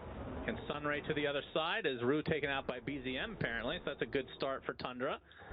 Yatoro onto the high ground. Stampede is there. And goodbye, Phoenix, again. 45 seconds of no egg. Radiant's mid tower's coming apart. Dire's top. So it ends up being a 1-for-1, which in theory, Tundra should be theoretically okay with. Have you seen this Ursa set before? Is this one of the new ones? I haven't seen it before. I've seen this, yeah. The Owl Bear. It's not new? Well, How have I not seen this? Maybe I'm just... I mean, depends on what you mean by new, I guess. Maybe in the last 2 years? Okay, it's that old. Collapse with the shard, so double edge. Yeah. Giving extra regen. He's big. He's got the overwhelming blink now. Oh, wow. Goes for that before the ag. Yeah. Interesting. It's actually really nice for Ursa to play with overwhelming blink on a teammate. Just getting in there and getting that massive slow makes it very easy for Ursa to target. Actually does not get hoof stomp. Good time on that stun. We'll have to nightfall away, though. Yeah. Fissure in to walk across. Radiant's mid tower. Pretty much the highlight for Tundra in the last 10 minutes was surviving a gank. Pretty much. So, sure did do that. Chrysalis now closing in on Satanic. No damage items whatsoever on this Razor. Static Link will need to stick in order for him to become a real threat in the fight. And even then. Exact. Even then, is that enough? I think if you get a full link on Ursa, he still kills you. Yeah, no doubt. So the stuns need to really sit at the right timing on the right targets. BZM does have an arcane rune, and they will smoke with this, but once again, whenever Tundra smoke, Spirit are in the direct opposite end of the map, and they would have to run in a straight line to even get there in time, and they have no idea. So they will now start invading the enemy triangle, and it will be successful because there's no one at home to defend it. But I don't think success comes from taking over the territory here. The success comes from actually getting a clash where you cast your spells. Yep, and they're going to have to deal with this bot lane as well at some point, which means Spirit going to play behind the creep wave, waiting for the eventual defense to come. It's going to be a very late defense. Level 25 Yatoro goes for the two extra charges rather than the additional overpower attacks, which you could have been tempted to take against Phoenix, but then again, Phoenix doesn't use ult, so I guess it doesn't really matter that much. Yeah, talk about a counter. You pick this hero, and then he just doesn't use his ult all game.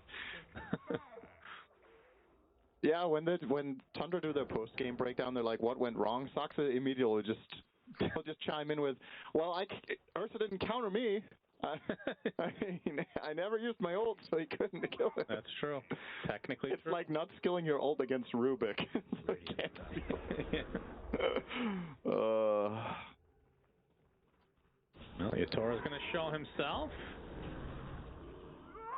As Root, we'll see that... Oh, Toby actually stole the shrine, yeah.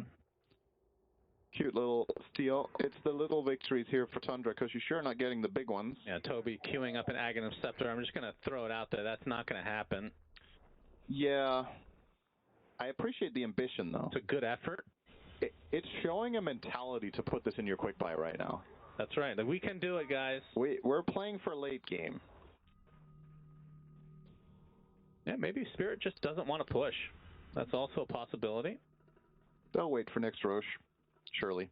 Yeah, it feels like they're playing it safer than they normally would. And maybe that's based on the fact that we're at TI as Toby dies. Munch. And the fact that they have already lost a series.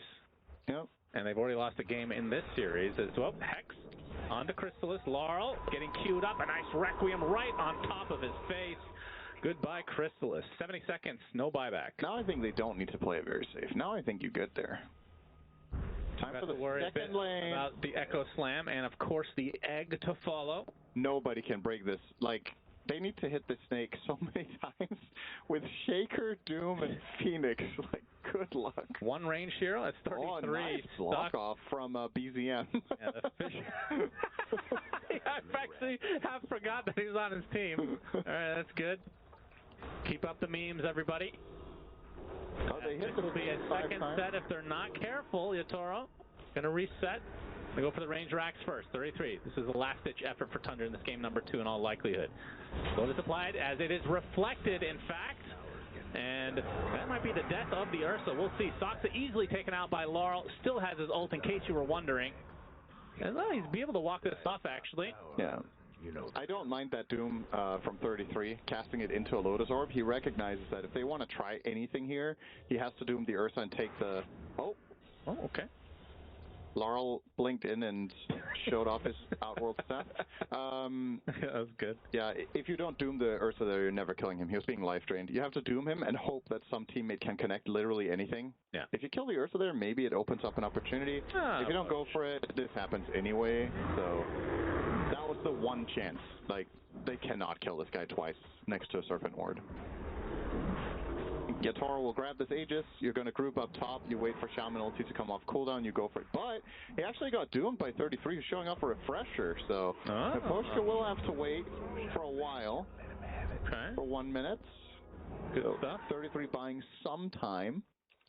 Banner and Cheese grabbed by the Trust. Is this a Trusty Ward? What's that one called again? Workhorse activated, ladies and gentlemen. Cart available for Yatoro or Laurel, or a support if he's really desperate to use it. I feel like Life Drain would look really cool while you're being driven around in a cart. Yeah. Drive circles around them. Yeah, that's awesome. It's like a sundial. Okay, we have to see that now. I'm going to get my hopes up. Yeah. There's Rasta back in 20 seconds, and like you said, that should be the end of the game. Let's not mince words. The game has been over for quite a while. It's been very close to over, at least. It feels like Spirit has to screw up so monumentally bad to lose this game. I just want Tundra to cast their spells together, and then if they lose, it's okay. I just want to see the spells. Want to see the R button being hit on Soxa's keyboard. I want Sunny Side Up from Soxa. Yeah, let's get some scrambled eggs going here. No, it's probably going to be scrambled, let's be honest. Yeah. All right, Shaman on the way. Yatoro continuing on, and yeah. Rasta is indeed on the way. There's the Serpent Ward. As the backdoor protection does activate, Yatoro has the enrage. Crystal's going to get double-edged. Mystic Staff goes off. As there's the Echo Slam from BZM. Where is the X? The impact is unbelievable. As now the heal's coming out, looks like the Doom will drop to the deck. BZM looks to be next on the list. Laurel, one more right click needed. Can't find the distance though. As Yatoro still trying to go through that back door as a second Requiem comes out. And this time, Soxa actually heals up a decent degree thanks to the Lotus. But the buildings are going to melt eventually, and that is a second lane. Actually, that's the Megas. They did get the mid in that last engagement. So Mega creeps. Tundra still not calling GG, despite literally everybody watching knowing that this game is in fact over. Maybe they think the game wasn't good. Yeah, that's true. BG incoming. That's Chrysalis destroyed by Yatoro, and 30. There's the cart used as a taunt as GG's finally come out. And this is going to game number 3. Have you ever seen a pro team type BG? That should be really funny. Obviously, that does happen on occasion in pub games where people are frustrated with them. I've done it before. BG.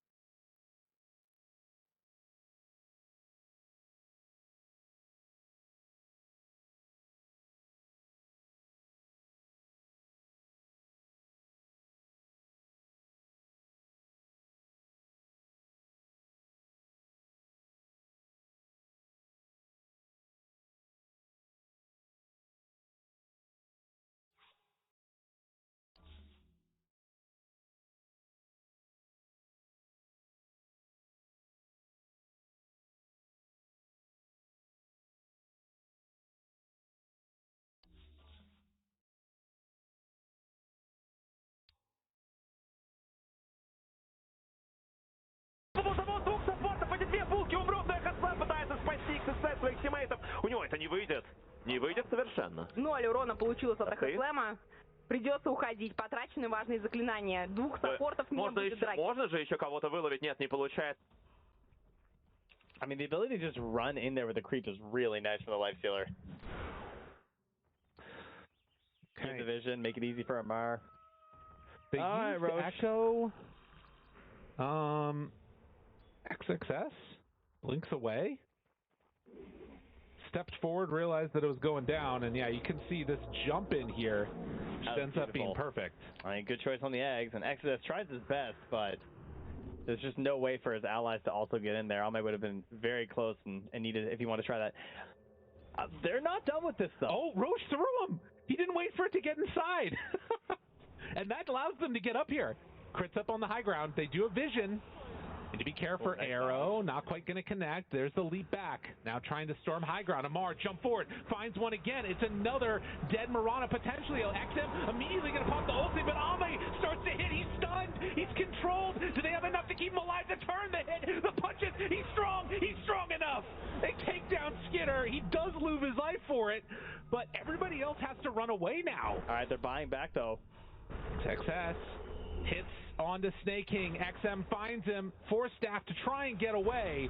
Ethereal form. A couple more punches. Malrine jumps in. Disrupted immediately by Xingqiu. And now the arrow is not going to connect. And instead they kill off the Shadow Fiend. Oh, there goes the chance of Roche. Oh, wow. Good block. The arrow blocked by a boar. And that kept alive Malrine. That could have been tragic. I think that's it. I mean, that's enough, eh? Like, Malrine goes down, but, I mean, they can't Roche on the Dire. You can't Roche on the Dire, can't Roche on the Radiant. Roche isn't dying here. This has been a, 4 to 5 minute Roche fight. It's very torturous for poor Roche, because he knows it's coming eventually. Oh, They're just delaying the inevitable. Making him think about it more. And still, less than 1,000 gold separating the two teams. I just noticed here on the buyback, he has plus 2,539. He has 4,000 gold on Shadow Fiend. Buddy, make a choice. I mean, he doesn't know what he needs. It's tough.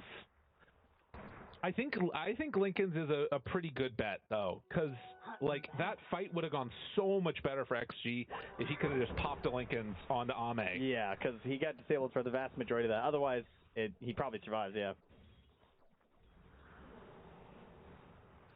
Ame just trying to help his own mobility. Go for the Echo Saber and upgrade into the Harpoon. Yeah. Well, back we go again. Playing a little footsie around the pit. Okay. Shield Rune for XM. That's pretty helpful. Lets him blink in a bit more aggressively. All right, we got Force Staffs on the Pugna for around the pit. We got Force Staffs on the Snapfire. We've got our blinking and horn tossing. I gotta say, I think Falcons look like they have way more options in this fight around the Roche pit. That being said, there's a Shaker. So XXS, he is like the X factor, one could say, for XG. We'll see if he makes the difference. 90% win rate on this Shaker coming into this game at this tournament. And like you said, it's for a reason, not for nothing. Basher, going to be the next one on the docket for Skeeter. And like you talked about, this is where, you know, probably things start to feel a little bit weirder for Sven. Yeah, you even saw in that last fight. Yeah. You know, Sven is like peaking right now, and he was just going toe-to-toe with the lifestealer. And part of that's also, I'm sure, the Empower helping out. Whew. I mean, Ame does still hit hard, though. He's, 3,000 gold ahead of the lifestealer right now? Yeah, with the Daedalus. Like, he is going to chunk. By the way, we just saw Ame leave an ancient camp to join this smoke, so this better work out, XG. Or someone's going to hear about it. Okay, skewer used by Amar. Might not have it as it starts. They're going to find somebody waiting for that rune, and it's right there. Onto him. Damage outdone. Obliterated. Was it worth it? Well, when they're right, they're right. They're like, they're going to come down here for this rune. It's just crazy how such a little thing can just, like, that's it. Yeah. I think there's no Roche fight now, because you want okay, great. Trying to steal the Roche? Oh, he made it roar. Oh, and Ame pops BKB now because of that. That was really smart by Crit. Oh, here comes the Gore Storm. The Croaker. He disabled all of them, and now Ame's in trouble. Bro, the bash. Ame down. Team? That little slowdown forcing the BKB opened up an opportunity. What? I don't have anything to help me in that situation. I got 4 allies around me, and the lifestealer just munches me and walks away. Yeah, that's pretty gross. Well, they have Roche's banner, Trent. All that for an Aegis that disappears in like 8 seconds. Yeah, it's pretty rough. That was our 10-minute Roche. X-Nova dropping down a ward pretty deep there by the gate and is in the area where all the rest of the Radiant is. I do not believe that she knows this. Going for the Wisdom, sees a courier, and yeah, it's just going to be a dead Mirana. And the gem as well, yeah, that's a big one. Oh yeah, that hurts. Another kill for Malrine as he one death last game, still just one in this one. Snaking also 0-0-10, that's kind of hype, but we got the hype shaker item, speaking of which there. And Shadow Fiend, they both got it. Big areas effect. Do something about that. The refresher race was won here by XXS, but actually Tamar, I thought he was going to refresher too, but he changed his mind. He's going for the Aether Lens. The Dyers gave up bottom tower. So a very big Requiem of Souls. Tormentor going down very quickly here. And it's worth noting, too, like, in that last game, I felt like we never really saw the full strength of the Storm Spirit. Like, he wasn't doing, I feel like, as much damage. He was kind of just that one to set everything else up for Ame.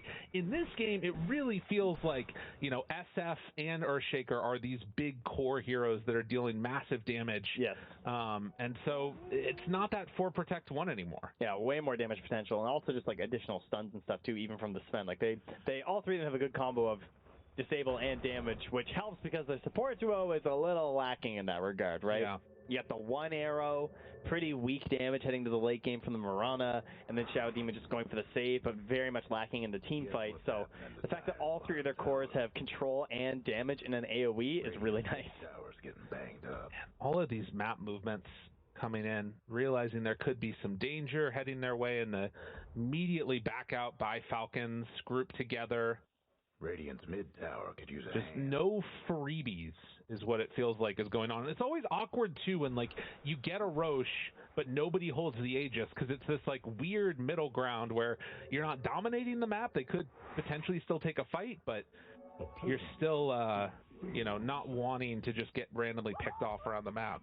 Yeah, you don't have enough to confidently take an engagement because you don't have this blessing of an extra number of the Aegis, so we just chill.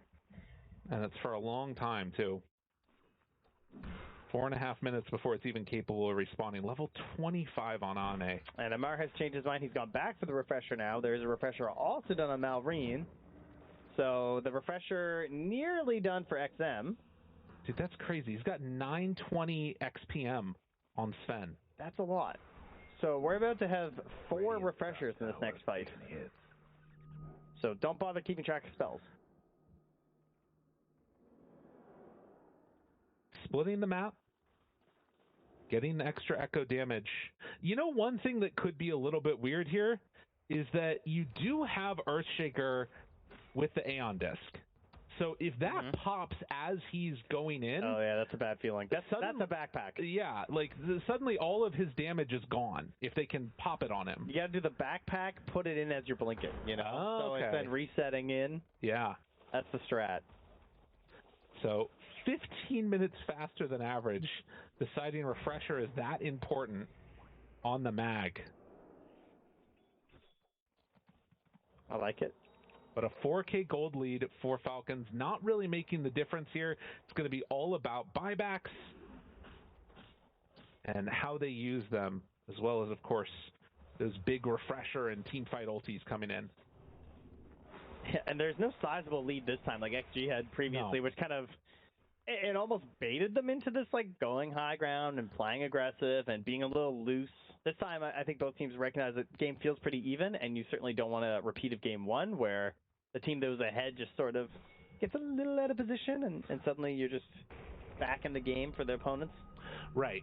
Well, the thing that's weird, too, this time around is that, like, because there isn't that Aegis, you haven't been able to make, like, concerted efforts to shut down the rest of the Tier 2s. XG have lost their 2 side lane Tier 2s, but they still hold on to mid. And now, Moonlight Shadow in. Crit, is he going to die again? In the same spot. Yeah. Realizes that's not meant to be, and no, they're just going to get away. All right, another rune for Shadow Fiend, perhaps? Dude, I think we're getting 60-minute items. I think it's happening. With 20 minutes to go, you think? Like, just... The vibe? Are you vibe checking this game? A little bit. Because it's hard to go high ground with these guys. Yeah, we got a Roche coming, though. Like, even Lifestealer, how are you going to hit high ground with him? Because you could potentially get, like, fissure blocked. You can't do a safe, like, step up to high ground. Whoa, Princess. Careful. Thank you, Nat. All right, 11 to 10. And they don't have the Shaker here, but do have the rest of the heroes. And Crit... Been getting away with a lot of these little cookie pushes. It's valuable, right? Like, that little bit gets them into a nice position. Are any of them greedy, by the way, right now? No, it's quickened over there. Yeah, Brawny. No greedy ones, at least for now. Was that a BKB I just heard? Don't think so. I think it's XM just tapping his ulti every once in a while. Oh, I see. That makes sense. Yeah, that. He's getting into it. Skinner with the pure cloak, helping his 1v1. And he takes the Croaker down bottom. I love this guy. God. He's the coolest. He is the coolest. Also, it's one of the most insane abilities, I feel like, that it has the passive on it that just gives you 14% outgoing damage if you're in the water. Yeah, that is pretty wild. It's like, what the? Look at that. A little mini Ravage. He's the coolest guy. I mean, the accuracy of the Croaker just knows no bounds. Yeah. Like, the NPC Croaker is crazy. I love that, dude. Perfect reaction time, too. Dyer's mid. Can we just look at the Croaker again real quick, please? Because this is about to be the death of him as he runs into all of XG. The Croaker stops the gank. They jump forward. They'll find the stun. Requiem out. BKB. There it is. The RP and the getaway. Oh, man. Can they fight now? There it is. Get croaked. Get croaked. But the save Zinq is there from range. Still, Ame in some trouble. Pops the Satanic trying to survive. Sure. Jump in. Echo. XXS says no. Takes down two of them. Malrine in more trouble. And XG on the hunt, finds a couple more. Now, there are buybacks. If they go too far, it could be punished. They're inside the base, though, and they're not wanting to. Another Echo Slam lands. Snake King is gone. If you're not buyback there, you're not buyback. That is a Satanic hero. That's a little better than TA Satanic right there. Big saves from XXS. Oh, my goodness. Just nothing done. On all of that tension and build-up. Oh, they're going to force the buyback. Oh, my God, they are. They're forcing them. They got to buy back right now. Because last game, there were so many moments when they had no buyback, so they're like, maybe they don't have buyback like we didn't. All right, they got Amara to use the buyback. Now, keep in mind, he did use that RP, but it's back up again post-refresher. If XG stick too close together, there's still an opportunity here to pull them pretty far back. XG, they want the rest of these buybacks. They want the real ones. XXS is blocking them off. They're actually going here for the tier 4s. Gets the bandage, the pre-cast, and now the Requiem out. Amar forced to use it again. Pulls him back into the fountain. Isn't enough damage though. Oh, with the horn toss. It's looking good. XM. He's down. Crit chasing. On Zinq finds that Shadow Demon, and they get a little bit of retribution, but it comes at a cost. My God. Losing the full lane mid plus your tier 4s. That gives a lot back, a little bit of a rebate there for Falcons after that disastrous fight mid. And no buybacks are going to be available now because they had to use 4 of them. Only the Lifestealer held on.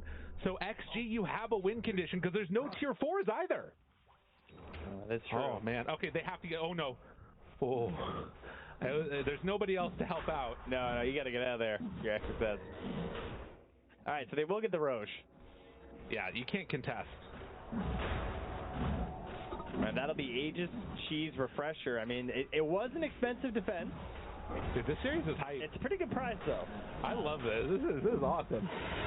Top teams facing off against each other. Back and forth they go. Don't leave the cheese in the pit. Might be smelly, but it's helpful. Crit looking at perhaps another block of cheese here. You know, he's already got one saved up. You got any more around? Oh, yeah, we've got one on Snake. Tower won't last much longer. Pretty close. As these games get later and later, it starts to just happen more, I feel. Radiant South Tower's in bad shape. All right, well, they've returned those panelists, so that I don't know which way that'll swing us. That's a good point. Yeah, things were looking close. It's back down to 5K. I mean, again, one fight over and that could be it. Look at that swing. Or one fight for Falcons and we go another 30 minutes. Yeah, that's true too. You're not wrong. It's okay, the panel's very comfortable. They got nice chairs. If Falcons win a fight, do you think they try and force, like, buybacks? Or do you just get, like, do you just take it? It depends. It depends if XSS is up. Yeah. I'd be too scared, you know? Depending on what his spells have, because Refresher Shaker is very spooky. And this really, like, if XG managed to take this just solidifies in me, don't give people Shaker. Like, he's too good. The hero is insane. Yeah, that was pretty wild. That big save on Ame there when it was looking like maybe they were turning around that attempt onto Omar. And I couldn't believe that Omar was able to survive, and it looked like, okay, we're good, we're able to get out. But no luck. Yeah, I feel like he was just insta out of the stun, which will happen again this time because he does have an Aeon Disc ready to assemble. Okay. Wow, the eggs and backpack is a strat. Yeah, that feels a little bad. He's got too many items to deal with, man. That's way he wants too dust, much. too. He's got to put the helm back away. So despite the triumphant win in that last engagement, not an easy fight for XG to take. They still have to play this one very safe, particularly into an Aegis on this Beastmaster. Radiant's top tower's hurting. Are there any nullifiers that are coming out yet? Ooh, I don't think. I haven't seen one, at least. With, like, all the Pugna saves and everything else, it feels like that's a... At least not for the Dire. There is one on Malrine, but I mean, yeah. I guess you still have Demonic Purge, so that kind of is an option, too. Mm-hmm. Yeah, just make sure. And also, Q has the gold for Aghanims right now. Obviously wanting to save for buyback. But when those start getting spammed out, Demonic Purge will cause some serious issues.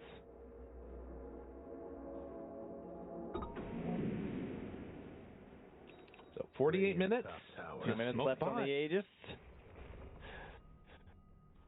Crit. Does he get caught here? Gonna try another cookie clear. It's a little bit scary. Skater pops Rage. They take the Tormentor. Get it on Amar. I will put you to good use. They're gonna try and tap this top tower at all. X's gonna grab the wave. No, he's not. Never mind. He lets it go. Yeah, it's really hard to feel safe in this one at all. Wow, they're just going to back it up. Yeah, they're not feeling it. They will Moonlight after getting the talent for the cooldown. Oh, jeez. Sit back and relax, everybody. It's going to be another one of those where, like, honestly, all of that stuff kind of doesn't matter that much. It's just going to come down to the fight.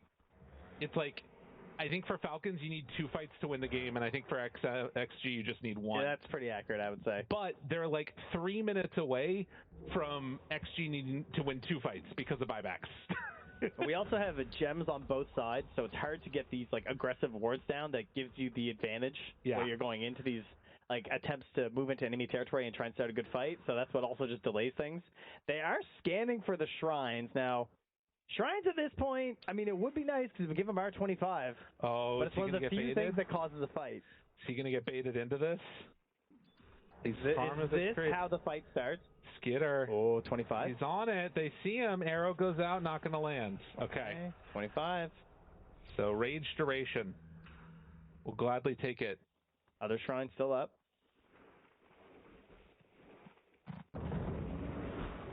Yeah. They back away. God, the skewer range, too, now actually does also present another issue. Oh, yeah, it must be huge by now, eh? For XG. It's pretty big. I mean, you're going in the well. Oh, yeah. No, you're out of there. Yeah, if Amar grabs you. You're gonzo. It's just 2 scoops of pain. Chant Totem cooldown now for XXS. Other 25s online. Amar keeps that creep out there.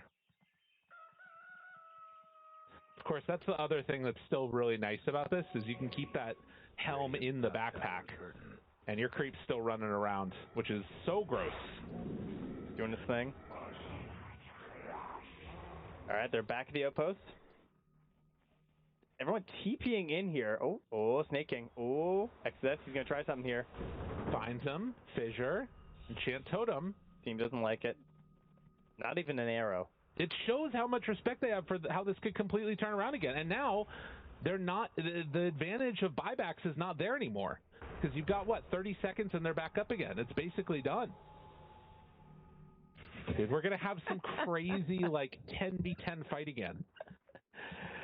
I can't imagine the comms over these past 10 minutes. It's just been they're just doing the same thing over and over. Both teams. Let's go stand here. Let's go stand here. Go clear that wave. Let's go stand here. Everybody just waiting. I mean, it is XG in control because they're the ones who are holding the line in between the Radiant base and Roche. They just need to hold it for potentially another 4 minutes or so. They did end up getting that nullifier, by the way, on Malrine. So, do you have an answer to some of these defensive options? XXS? Oh, Amar scouts this. He knows. He pops here, he knows. Oh, he doesn't know. I cursed him. I thought he knew. He went right.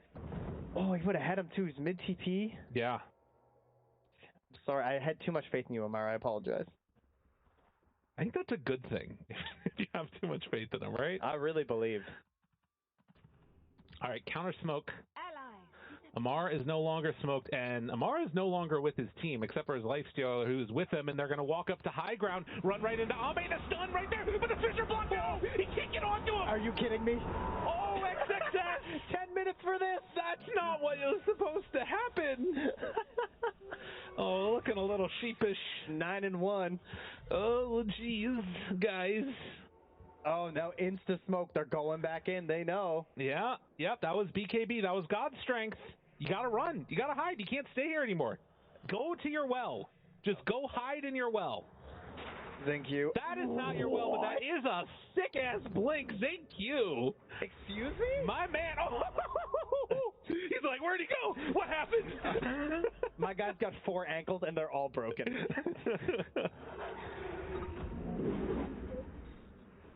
All right, well, they do find a shrine. That's good. Necessary. They won't stay for it, though. Jeez. 52. Where are we going? What are we doing? You're running into a Shadow Demon that just blinked halfway across the map. Because his cast range is insane. It's like a 2.5-minute Roche. Yeah. Well, I said I thought we'd get tier 5s. I wasn't so sure after I hit the tier 4s. No, I think you sniped it. It is certainly looking that way. I'm take a look at this real quickly. Look at this guy. Dun dun dun dun. Whoa! Caught sight of him barely and then just blinked out. Back in the world of the living as Amar is. Did he pop refresher for that too? He did. He did, yeah. Jump in, mid lane, onto him, dead. And still have more of those demonic purges ready. And they're going to start retreating off to the east in case Roche spawns. They want to have some control over the area. There's a little Xingqiu illusion here. They know that that's the real one. They know it's him. Uh-oh, that's stun. Good stun, but the roar, now the turn disruption. They can't hit in the midst of it, and the demonic purge doing good work. That is a problem, though, as they get the big RP. Does not have refresher, though. Will it matter? Skidder right on top. XM going to be bashed, going to be killed, and Ame stuck up on the cliff. XXS tries to do something here, anything at all, to salvage this fight. Will get a kill on to the snap. Goes for the TP out. That's a crazy set of plays from XXS to try and salvage it, but it's not enough damage. Just gets a dive back onto crit. Ancients being hit by the creeps. Oh, don't let it end like this. Nah, they got Glyph. They're fine. There's no TPs or anything. Not gonna do anything too wild here. The good news is the Roche isn't immediately up, so if they check it, they can't just quickly do it. They might just plant snaking in there, I imagine. Might as well. Now, what else is he going to do right now? Man, that was close. I thought they were going to turn that back around for a second there. I thought there was going to be like a Satanic and Sven was going to start going, but... And save. A chance, a bash, an opportunity. XXS backs away, and they're going to disrupt Skidder and then just retreat. I mean, that's pretty much your only chance to maybe get the Aegis, you know? Is trying as this trio to shut down one of these cores inside of Falcons. But now the Roche is going to spawn up top. It's spawning in a second. Malrine's there. He's got it. That's our 4th Roche, as you can see there. So plenty of goodies. Dude, what is it with this TI? This is just, like, insane. All of these games, like, they're not all hitting 60, but 50 minutes still makes mayhem. It really does. I mean, and just, like, the patience, too. Yeah, it's kind of the classic, right? No one wants to take a bad fight. Yeah. So you're just waiting and waiting. You don't want to feel like you're throwing. And you each one of these games matters so much, too, for placement. Yeah. I mean, you're trying to get straight into the international here. Get off of this road. The road is full of bumps and scary other cars, and you don't know how they're driving. And as has been pointed out a couple of different times, incredibly competitive tournament across the board. Rebuild and Radiance there? Okay. Oh, did he try and do the trick and then lose his talisman? His inventory was full? No, there's no way. Okay. I'll take that. Got a BKB now for crit, so comes back after a couple of deaths, wants to be a little more survivable, as he's close to 25. Ooh.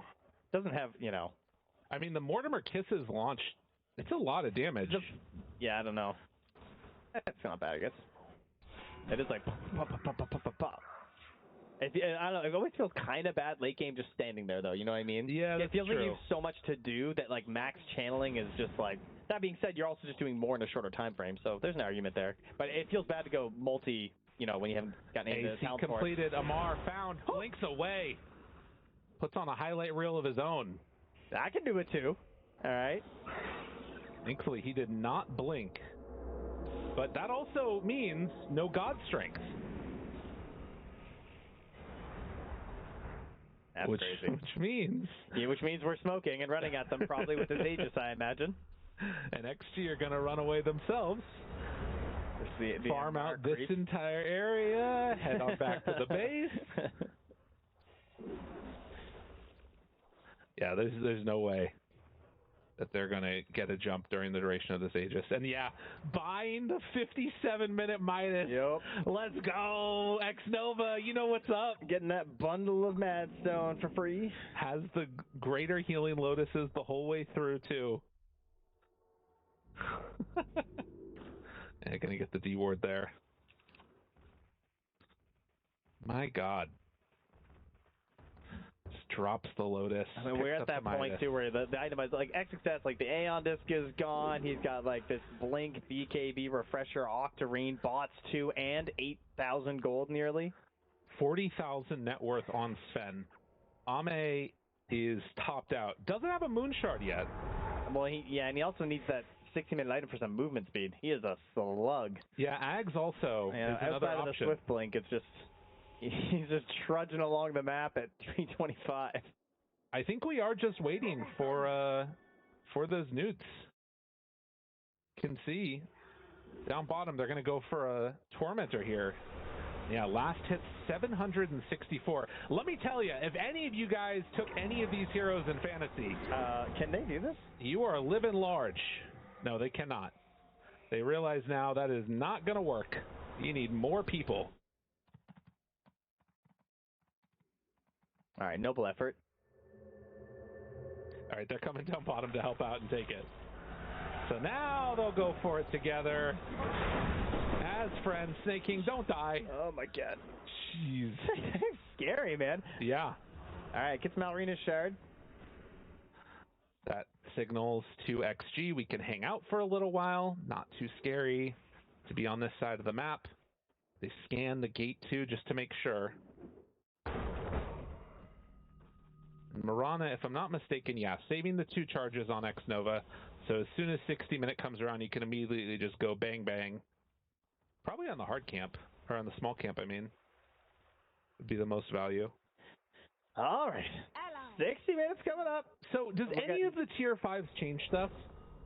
Like how much will it change stuff, do you think? Not as much as they used. At least I feel like they don't change as much as they used to, but they're still all like I like the movement speed enchantment. I think is pretty big, right? They're going right before it. Moonlight Shadow. Malrine is showing. Now jumps away. Blink out. Blink out. Blink out. Ame, dude. Ame's dying. He went for. Ame's dead. Oh no. Uh-oh. Yeah, Xingqiu now also in trouble. Nullified, right-clicked, finished. Yeah, my guy just got RP'd, and it was Jover. The whole horn toss of the RP. Good grab, good find.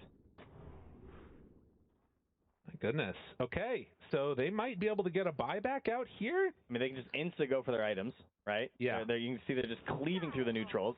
X-Nova also doing his best to try and get some for the Dire team. I mean, I guess he did use his BKB. He didn't use his God Strength. So not that it really matters because he's going to need both. Book of the Dead, attack speed, and magic attack damage for Malrine. All right. Amar, what do you find him? He horn tosses. We'll see what he decides to pick up here. In the meantime, Falcons is still set up near high ground. They drop down the banner. Steeler has access to his as well. Oh, it's the Helm of the Undying. All right. The Audacious also, the attack speed and magic damage. So they're doubling up on this. Yeah, they're trying to get through the Sven. You know, the dead guy. They're still saving for the moment, not having to use any buybacks. XXS can go for a fissure play. Immediately you can see the infest and run out. I mean, they know they're not buying back on the side, right? So they're feeling pretty confident here in their 8 seconds. Melee racks soon to go down here in the mid lane. Get him, creep. Kills all of that. And they do get the melee. So now melee racks for both teams down. Has not chosen an item yet for Amar. It's got Unrelenting Eyes pretty good, Book of the Dead's still pretty good. He has attack speed and damage if he wants to. Or you could do the spell debuff. Spell amp and debuff could be pretty good. It's like, does he want to be a carry? Does he want to set up his carry? I kind of like the Unrelenting Eye to get like turnaround RPs. That sounds kind of sick. But he also already has an Aeon Disc. Oh, X-Nova gets the XP gain on top of a Minotaur Horn. So 1,000 experience per minute. Try and get to 25. Boundless, Fallen Sky, Wise, Book of the Dead for crit. So another one of these heroes that's going for the XP talent. Snake King's looking to get involved, man. When you picked up the Fallen Sky. All right, we have the other Helm of the Undying, though. Primary attribute, 4,800 HP on Sven. Look at it regenning up as he... That's dude, and actually, now with God Strength, that is gross. Yeah. Holy. Yeah, that is the Sven dream for sure. That is so much damage. Okay, 62 minutes. Let's get a pause. Everybody stretch. If you're back at home, probably don't leave because it could end in like a moment. It's a good idea, actually. And yeah, we get the spell amp there on XM. 52 to 48. I mean, it's about right. That's what you can say. Oh, yeah, that's good stuff right there. The question you're asking yourself is who's going to get the better initiation? You know, who's going to find the easier fight? I think XG have an easier path to end the game with tier 4s already being down, but it doesn't matter at this point. It doesn't really. I mean, maybe you could go for some like backdoor play if you push in the lane all the way, and that's something that you do need to be careful of. I mean, Ame, if he manages to just hit the throne, it's going to be close. Obviously, you still have Glyph, but you know, break some TPs, do some of that shenanigans. There's a possibility there at the very least. Teams needing to make sure all of their settings are absolutely correct. You cannot have any missed inputs or anything at this moment in time. And, you know, 62 minutes into the game is the best time to check to make sure your settings are right. Yes, exactly. Yeah, you know. Shaker still has the tier 4, so they need to farm a little bit more to get the tier 5 neutrals for both him and the Shadow Demon. I mean, we're at the point now, I mean, there's so many nullifiers, there's so many Aeon Discs, there's so many refreshers and everything. The one thing that is, like, solid is just disruption, which is one really nice thing about this hero. Of course, he's not 25, so he doesn't have the second. But that is the big save, you know? Take a sip of water myself, why don't I? And 2,000, all that's separating it. 10 buybacks. Shaker currently is 6,000 gold above buyback. Has 10k gold on Shaker. When do you think you buy Rapier for him? For who? For Shaker. Go the spell amp route. Come on, make it happen. I mean, that is kind of hype. Dude, you get a Shaker with Rapier, get Divine Regalia. I'm looking over at the panel. They're just deadpan. They're like, we came up here 20 minutes ago, thought this game was going to be over. I mean, Crit has some ideas of his own here. Oh, yeah? Yeah, he's thinking, well, you know, I didn't get the talents on the first way through. Okay. But if we win one fight... Oh, look, he's looking at the camera. Exactly. He knows I'm talking about him. If he gets one fight and he hits 30, Which obviously comes from one single engagement. He's thinking about heading up that alternate route there. I mean, at the pace of the game, he will get level 30 before there's a fight, based upon how stuff has been going so far. Roche is up in 50 seconds. Are we waiting for that? Oh, well, potentially up in 50 seconds, I should say. Are we waiting for that? Also, where is Malreen's courier? What is going on here? Yeah, I'm not sure. It's back in the base, because he is an empty slot. It looks like there's maybe some weird bug going on. I wonder if that... Wait, is there any way that that's the issue? No, there's not a bug happening, is there? Okay, no. Go. Apparently not. I think he's just, spent. I just like to build some drama. Yeah. It would appear that there's a massive flaw and the game is void. Yeah, remake. Just remake real quick. No problem. All right, well, we had some conversations on XG during this pause, and Ame decided he needs an Abyssal. All right. So that could be a little surprise. Lincoln Sphere on the Radiant. We don't have any, right? Ooh, wait. Is that Disseminate on all of them as well? That could also be nasty. All right. Okay. Now, there's nothing worse in Dota than when the pause. Oh, he goes in. They got him. Pulls him in. There's the disruption, though. The long range. So insane. And there's the stun. He gets the blink away. Ame on to Snake King.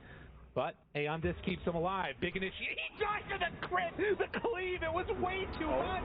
And now the turn. Oh, he jumped inside of Malreen. What a save.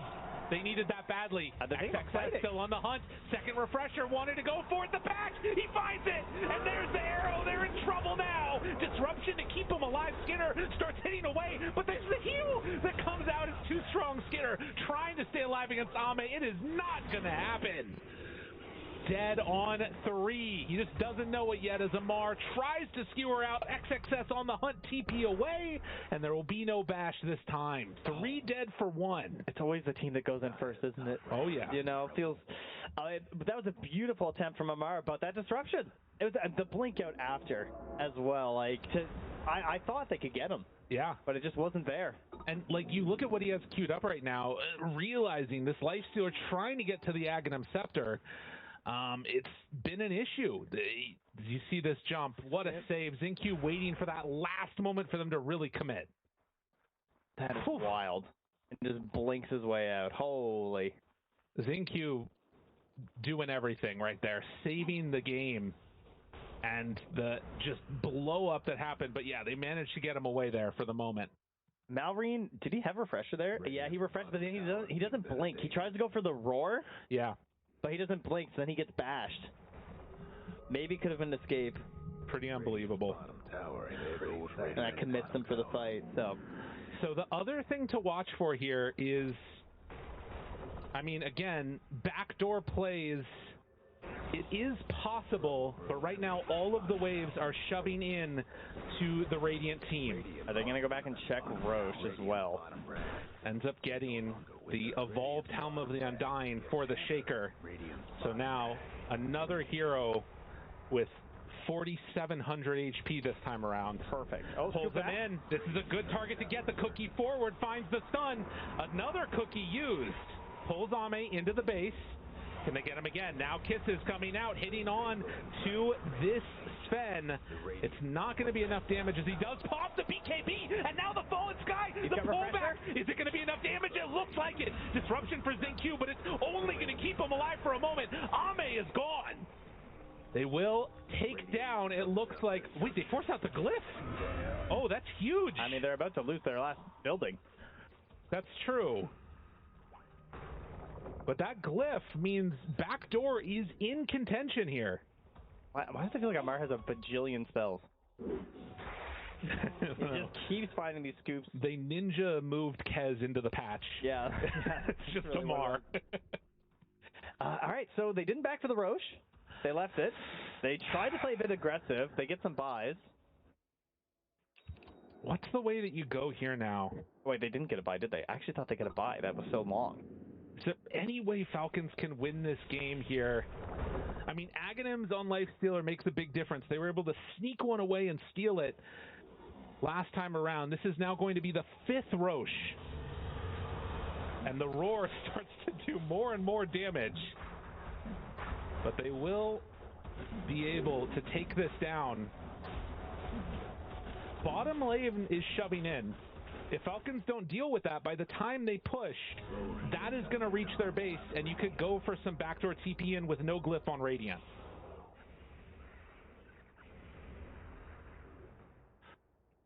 Gem? You know what hero feels awful being in a game like this is Mirana. Yeah. It's like, what do you have to offer?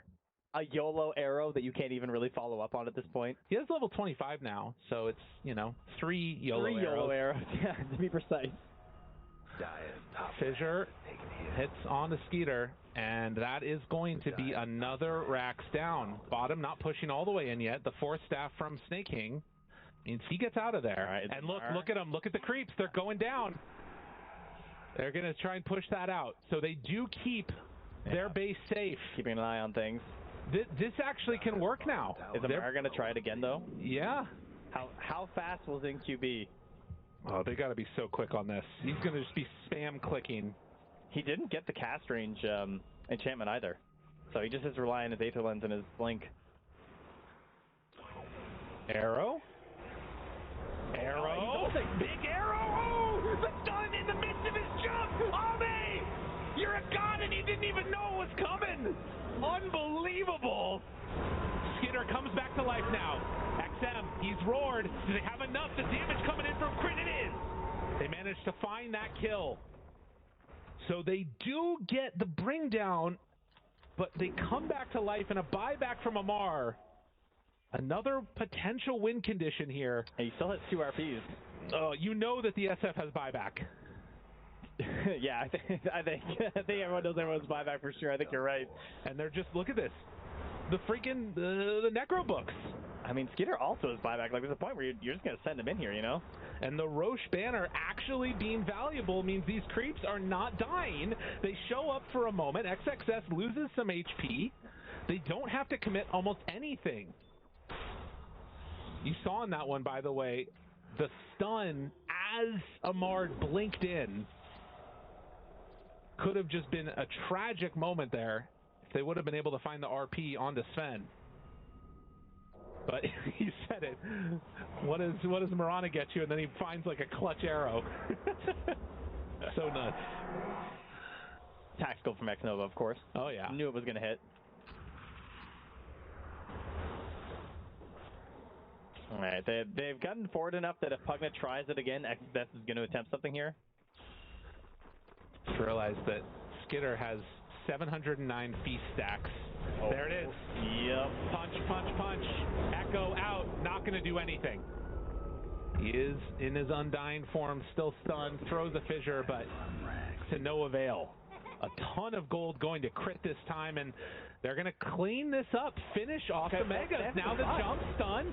Ame decides he wants to hit him. There's the follow-up stun onto him immediately. XM, Requiem Assault, but the RP disruption came in, which means Ame is not hit. Now starting to beat it to Skinner, and Skinner gets obliterated. No, he's back. He's still in. He jumps inside of him. Okay. But now he's probably dead. Alive for a moment, but yeah, only a moment as the hits, they come in. But the damage coming out from Crit from the full artillery downtown hits away, but another disruption and the save. They're keeping Ame alive somehow, some way. They get it. Ame lives. He shouldn't be alive, but he is. Oh, Crit the cheese. He eats it, and 4 dead as it all falls apart there. But it is Megas. Okay. The buildings are down. There are buybacks. They tried to make the big defense to ensure the building would survive, but it wasn't enough. It does fall. 19,400 damage from Ame. Dude, I love Dota so much. He's just so sick. He's just cleaving into everyone. I mean, that's gross. That is absolutely disgusting that a hero can take 18,000 damage. What in the hell? Dude, XG are doing it. Total damage done, 77k. By Sven. Okay, but you're now moving into the base of a Magnus. Now, he does not have Refresher. And he also doesn't have buyback. So if Amar goes in and anything goes wrong, it's game over. Oh, God. Man, can they delay it out long enough and then go for some push? They also have got their glyph back again now on Falcons. I think we're just going for Megas. Okay. We're getting Megas on Megas. It's been a long time since I feel like I've seen a Mega Creep game on both sides. 20 seconds, no Wait, RP. Look at these creeps. They've backed away. They've gone. They're not even going to try it. But they don't feel comfortable hitting them yet. That's something else to keep in mind. That glyph is so important. And you can see win probability now favoring XG. Nice. Because of the lack of towers on Falcon's side. And of course, because tier 4s don't regenerate, you could start just spamming, sending in those Necrobook creeps too. Yeah, we got a few, that's true. How big is Crit now? He's got the talents, but not the items. Yeah, 29. It's hard to get there. His dreams were not realized. He bought a refresher. That's fair. He is not YOLOing damage rolls and spamming his... Have there been any other switch-ups at all? I'm really surprised there's been no rapiers yet. I mean, there are a lot of dyings, rather. So it's 13,000 gold now on Shaker. Like, buy a Moonshard for somebody on XXS. I don't know if there's a better item than what he has right now, so I think that does make sense, but... I mean, the best item is buyback. Oh, and also we're at the point where we can get another tier 5. Ah, true, if you want to make some changes. Yeah. Yep. That would be very good.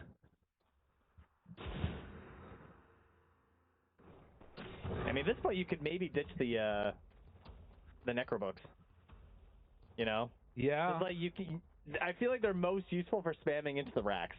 It's not very often that they decide tier 4s and throne. That's true. They are good for pushing waves, though, which is fair. But, you know, maybe there's something that's going to help in these, like, massive team fights a little bit. Timeless Helm of the Undying for the Shadow Fiend.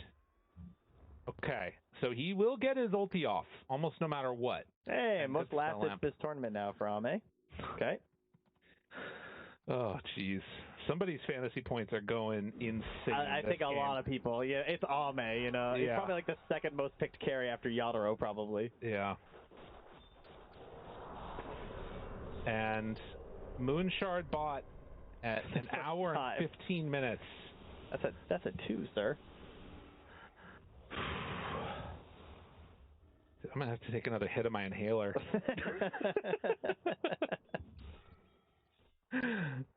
Gets the shard on the Shadow Fiend now. Rarely seen, but does have the cooldown reduction on raises per the enemy hero hit. When you just got a swag, you know?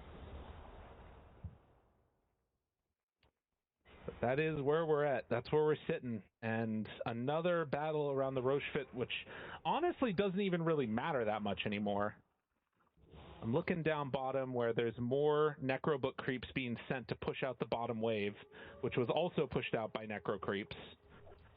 So I mean, we've got both Malrine and Amar kind of eyeing up their neutrals, trying to decide if there's any value here swapping. Dude, do you know what the actual item is that they should be buying? Is that? Helm of the Overlord. Because it stays alive in their backpack too. Oh yeah, and just upgrade it? Yeah. I mean, he doesn't really have enough gold for it. He's only got 4,600. Well, I guess not for Amar, but like Earthshaker, for instance. Oh, I see what you're saying. Yeah, just grab a dragon. Check. Yeah. Can they handle Mega? I don't think they can, but if you send them behind a wave... Yeah, that's true. It literally is just becoming an RTS. I think that's what's happening in this game. A smoke bot late game. And no way at this point to easily break the stalemate. Crit is almost at level 30, and given enough time, he can transition to that other core, but it's going to be a while. Amar pulls in, catches one, roar used, Ame disrupted and saved. Now Ame turns and hits, and the satanic turnaround is insane, but the damage is still out, coming in, it's not going to be enough. That is a dead Skitter. The control now onto Snake King. Oh, Amar does not have a buyback. He will actually in 3 seconds. Yeah, his is coming back. So they will be able to come back to defend this. TP away, not going to happen. Yeah, I feel like Amar thought about it. He thought about doing another RP to pull him further away from the Shadow Demon, but he didn't want to risk it. And then the bandage came out just at that moment. Off to the side, Crit, trying to do what he can, but will eventually be stunned and killed. Now in the base, Ame! What? Brother. They pulled him all the way in. Amar with the buyback. Brother Bear. He's back there, and he is dead now. Does not want to have to use the buyback. Shit happening up above, and suddenly Ame's in the fountain. Get out of the well. What? What happened? I mean, Amor just bought we back know, and Ame, we know what happened, but why is what you're looking for? Oh, that should have been game right there.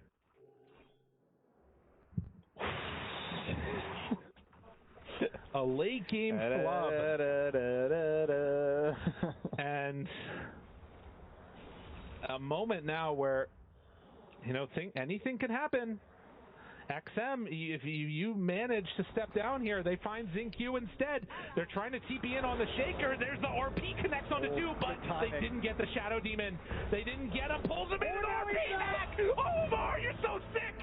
Skidder going to get stunned for a moment. Can they find XM? Ame on top of him. Hits immediately, but the save comes in from Skidder. It's not going to be enough. He's getting low, though. Skidder's in trouble, and XinQ, he has done so much in this game for his team, and another time where he does it again. Heels coming out for Skidder, trying to back out, but the arrow connects. He's gone. GG. We're going to a game number 3. Oh, finally they have done it. After a mere 78 minutes, a GG is called in this one. And after all that, we still get one more match. Isn't that lovely? Unbelievable. How is he so relaxed looking at XinQ? I think it's all of a fake. Nobody's relaxed, Snaking. Nobody feels good at the end of that one. No, but we are going to be seeing a game number 3 as we head on back to the panel. I would say we feel pretty good. I feel like the viewers as well feel pretty good having to see these two teams. Look, 78 minutes. Everyone loves it. A good game of Dota. Good.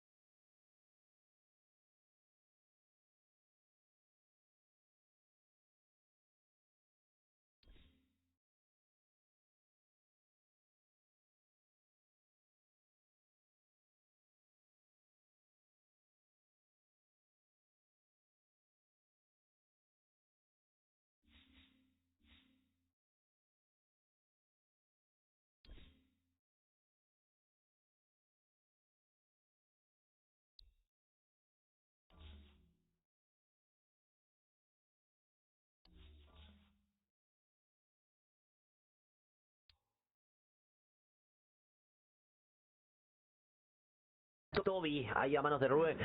Ay, ay, ay, no puede llegar a hacer mucho ese Pugna para poder salvar. Ahora ya Toro se termina sumando al equipo. Acá lo van a terminar encontrando muy bueno. O sea que suba perfecto. Llega el Street Vortex. A ver, no hay daño suficiente, pero mira lo que termina aguantando. No te creo. El daño termina siendo increíble. All together as Yatoro coming in to try to finish the job. Collapse will live through the day. So much expended as a Chronosphere, likely in a defensive measure, having to be used from Tundra. And that is a lot expended for nothing, essentially. Will 33's creep get away? No, the Ogre will drop to the deck as well. Okay, $1 million question. Can you high ground off this at 20 minutes? You can poke at the very least, I would assume. No Chrono down. No Lycan ults. No Chrono. Not that Chrono is that much of a threat. You have Aegis. Yep. All right, maybe it wasn't a $1 million question. They were going to try, but are they going to manage to get a lane off it? Probably not this early, but let's see. This is a very early high ground push in the current version of Dota to push high ground at 22 minutes, but... Yeah, they get the root, and the instant hex onto Yatoro. Has the ult available. Wukong's command. There's a long stun now. Storm's been in a lot of trouble. Will zip away. Now Toby, he sacrifices his life for the betterment of his team, but 2 supports dead for Tundra. Spirit relatively low on HP. Aposhka, Hand of God, not up. Radiant's top tower's hurt. Yeah, sure would love to have a mech right now, but he has Drum Solar. They can still do damage, and they can still take these buildings super fast. Yatoro still a minute and a half on that Aegis. I just love this play call. I was not confident about how much they were going to get here. On the fortification. But Creep Wave will survive, although the Storm Spirit comes in to finish the job. But they still have plenty of time to take this, despite the creeps being killed off. Starting to get low, but mission accomplished. Yeah. And that is a barracks in favor of Spirit. Still with the Aegis, so Tundra still not really looking for a fight. This is a huge win for Spirit. Will it result in the actual win of the game? I mean, Tundra's side, it really just feels like, Synderen, that they have to get to late game with the Void. Yep. And Spirit are very well aware of that. How late game is late game? 40 minutes? 5? Probably 40, I guess. So Chrysalis right now sitting on Mjolnir, Helm of Dominator, and Yasha. We'll be going for the Manta, which I guess for the Whirling Axes you kind of have to. Yeah. Although MKB, I mean, problem is it's just so far away. I think the issue here is that, let's say... They find the stun onto the Storm. With the sharpshooter to fall, he's going to get healed up by the Pugna. Laurel getting off an Axel Wukong's command, but Chrysalis gets the Chronosphere onto several heroes, takes out Rue in turn, as Laurel getting super low as BZM and company able to bring him down. Toby, though, taken out by Yatoro in the meantime. Collapse. With all these creeps just cluttering the field, the Zoo meta is back. Yatoro kind of stuck in isolation. Gets shackled. Full shackle, in fact, and Chrysalis and company just don't have the damage to finish him off. BZM. Still a decent amount of mana to continue fighting, but with 33 making the play call to run away. They will try to run away as a team. BZM now out of mana. So the fight ends with a 2-for-1. Yep, not bad for Tundra at all. But now there's Chrono cooldown again, and there's Shapeshift cooldown again, and all of Spirit's heroes are coming alive. So do they run down mid and take tier 2? Or do you just keep farming and playing the map? Either way, the choice is yours. Yeah, straight up go. I like this. You just want to try to punish every time this Chrono's down, Shapeshift is down. You're effectively, right now in terms of power level, you're kind of playing 5v3.5. So, very strong moment of opportunity if you were to find something. Oh, he just time walked on Chrysalis. Oh boy. Bushwhack connects, and the ult from Yatoro, it's enough. Faceless Void dead for a minute. As BZM, he does have haste rune, so... That's just, honestly, that's a misplay there from Chrysalis, I think. Just, he Manta'd really early, right? He gets ensnared, he's like, oh, I just got my Manta, I'm going to Manta. He has cooldown on Time Walk. If he holds the Manta until Time Walk is ready, he can Manta Time Walk to high ground and maybe get out of trouble. Instead, it kind of becomes an RNG fest where you Manta off the first net, and then if Troll doesn't net you again, you get away. But odds definitely in Yatoro's favor there with how many swings he was able to get in. And that's a costly death. Not only do you die, it's the Manta reveal, so this what could have been a surprising factor in an upcoming fight will no longer be that. They also get the tower that they were meant to get anyway. I think Spirit very happy with this overall exchange. Yeah. And, okay, so we were talking about Void and when this becomes a strong Void game later down the line. Once again, the issue here is that Storm never really starts doing a lot of damage in Chrono unless you place it perfectly on the edge. So realistically speaking, with good movement from Spirit, it's going to be tough to place Chronos that are just flawless like that. Void can't really isolate and kill targets very easily. He's playing into Solar Crest and not Holy Persuasion, Divine Favor for the 20 armor. So you have to get a Nullifier before you can kill them. Yeah, 33 has to use Shapeshift to get away. He will. Now another ult down. He's a running. Yep. Yeah, Spirit getting everything that they want. I mean, it's only a 6k lead, which I think is the most surprising thing, maybe. It's not insurmountable. It's just it's on a knife's edge, right? One big mistake from Tundra, they lose. You know the drill. And one glorious play, they equalize the game. So it's definitely not a good position to be in. It's definitely winnable, but the biggest challenge lies ahead. Roche number 2. Oh, Saksa. You have to fight for Roche number 2. I think if you give it up to Spirit for free and they get a banner and an Aegis, they take a second lane. Yep. Saksa trying to be a bit of a nuisance here. With BZM, they kind of have to send some big defense here. For sure. Chen and MK porting back, and Troll. All right. They really hate this ward. I'll get it. Tower half HP. That was a nice heads-up play from Saksa there, getting 2/3 of that. And forcing rotation. It's very big to move Spirit around the map when they're in the driver's seat. Every time you force, Spirit as a team are very good at playing map control. So whenever you can like force them away from the ground that they've gained, it opens some doors. Yeah, so for sure. You can see they're very quickly spilling out on the map once again, and look at this being drawn by BZM. He's just drawing the bottom area. I think he's effectively saying, we need to play down here and push this lane again. Like, just go.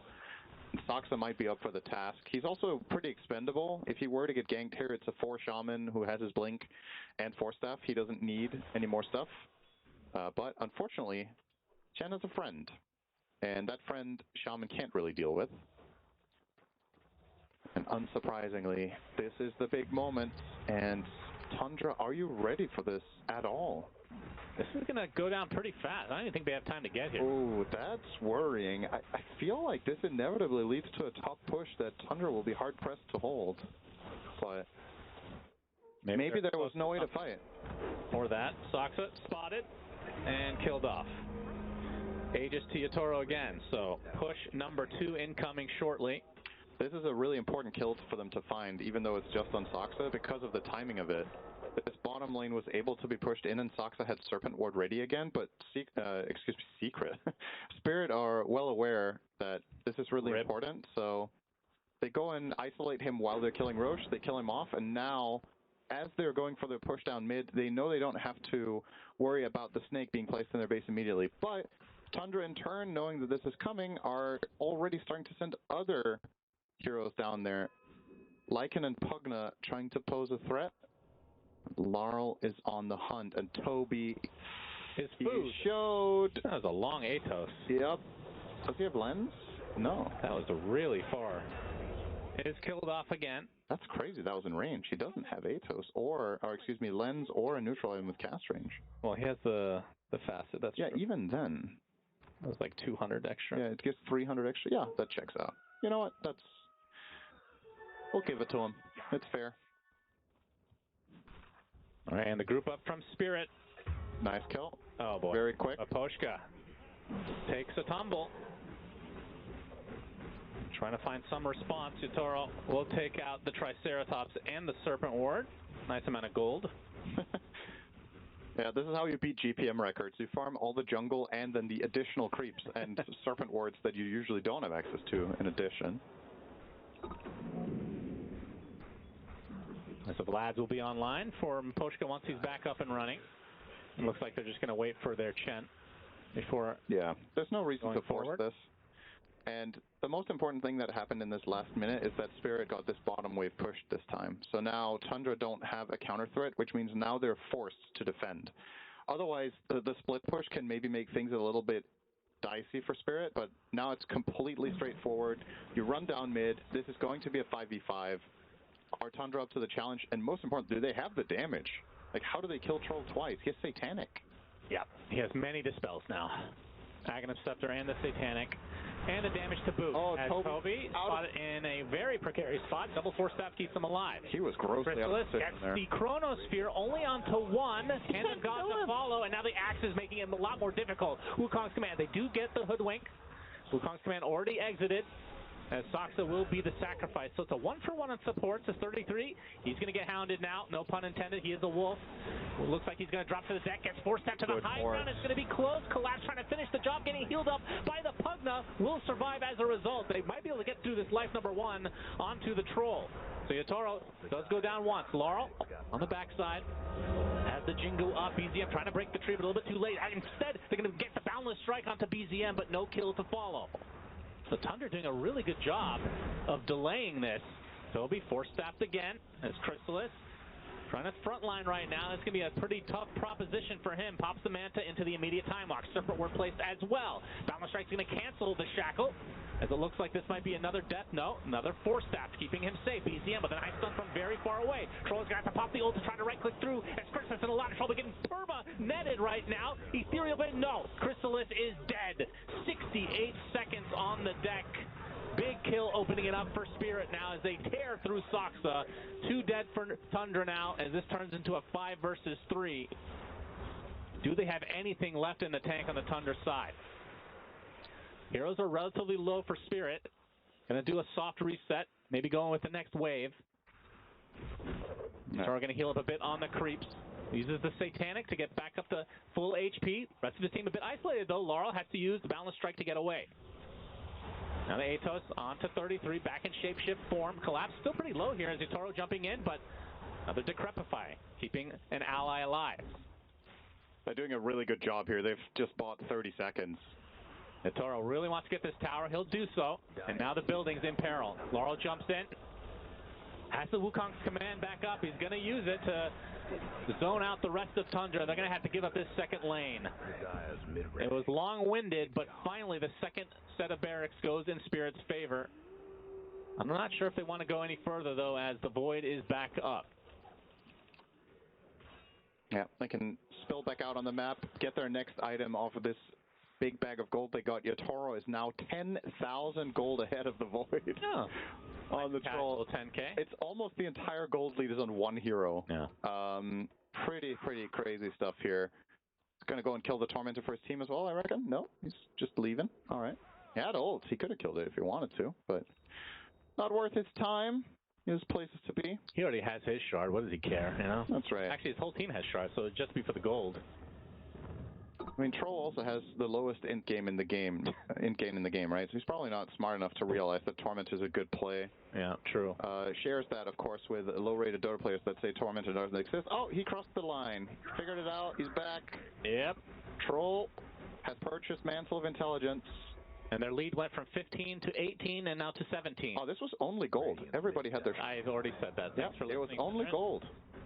We're now we're going to keep track of this, by the way, throughout the whole tournament. How often I don't listen to you and vice versa. We're 1-1. Okay? I've been nice. There's been more moments. You should bring it up every time then. We're keeping track here. Okay. Maybe I haven't been nice. Did you say something? Yep. Collapse. Okay. Spotted. They get the Hex. They get the destruction. Collapse just melts. That was without Hex breaks, by the way. I was going to say, is he level 15 yet? No. He's level 14, about to hit that talent now. Little bit of a moment there for Tundra. That's a minute. They get some breathing room. They obviously have to take care of lanes because they've lost 2 full sets, but you can see the lines being drawn here from Saksa. Push bot and mid. We need to get these lanes out so we can keep making moves out on the map. Now, the potential for this game to get interesting really hinges on the next Roche. I don't think there's a chance for Tundra to really get any real estate before that. And they have to win the fight, too. I already said it for the second Roche. It's like, if they don't contest, this is going to cost them a lane, and it did. So the next one, if the recipe stays true, 1 Roche into 1 lane is megas. So you cannot avoid this next fight. It has to happen.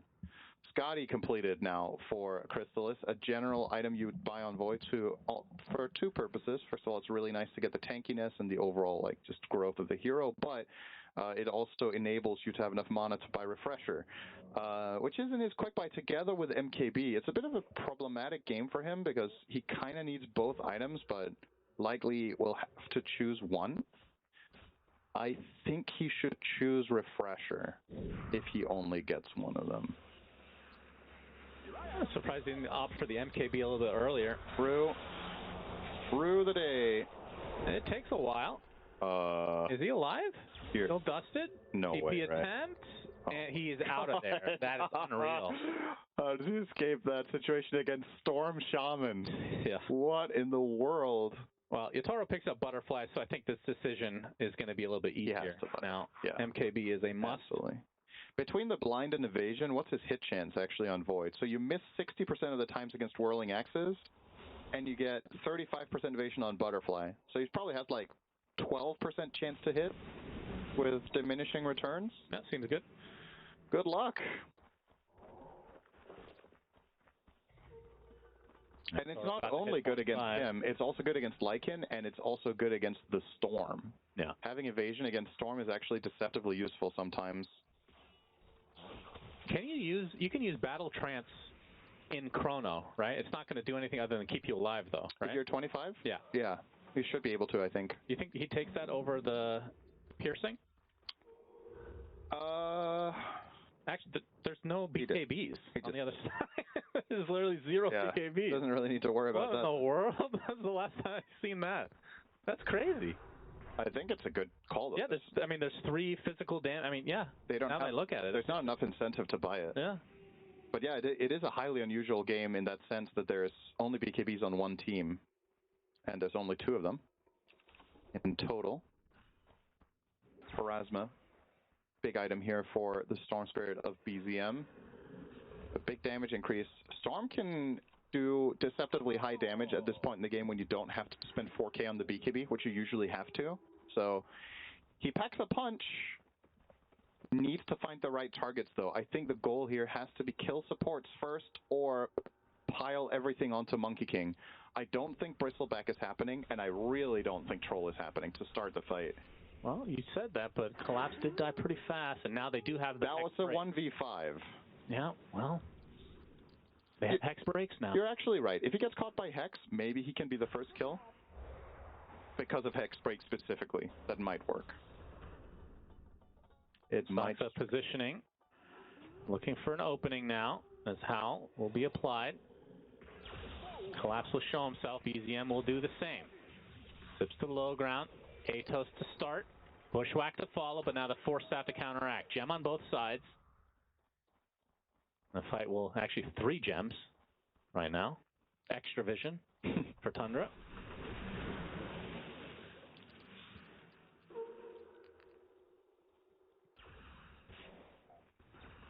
Why do they have 2 gems? Did they pick one up off somebody? I'm guessing so. Hang on. So the first one is owned by Lycan himself. No, maybe they just want 2. Huh.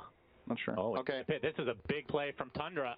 Gonna attempt. Oh, wow, this is already is at half fast. HP. It is really fast. They have the Chrono. They can use it defensively as well to be able to finish off Roche. But the Roche belch comes out.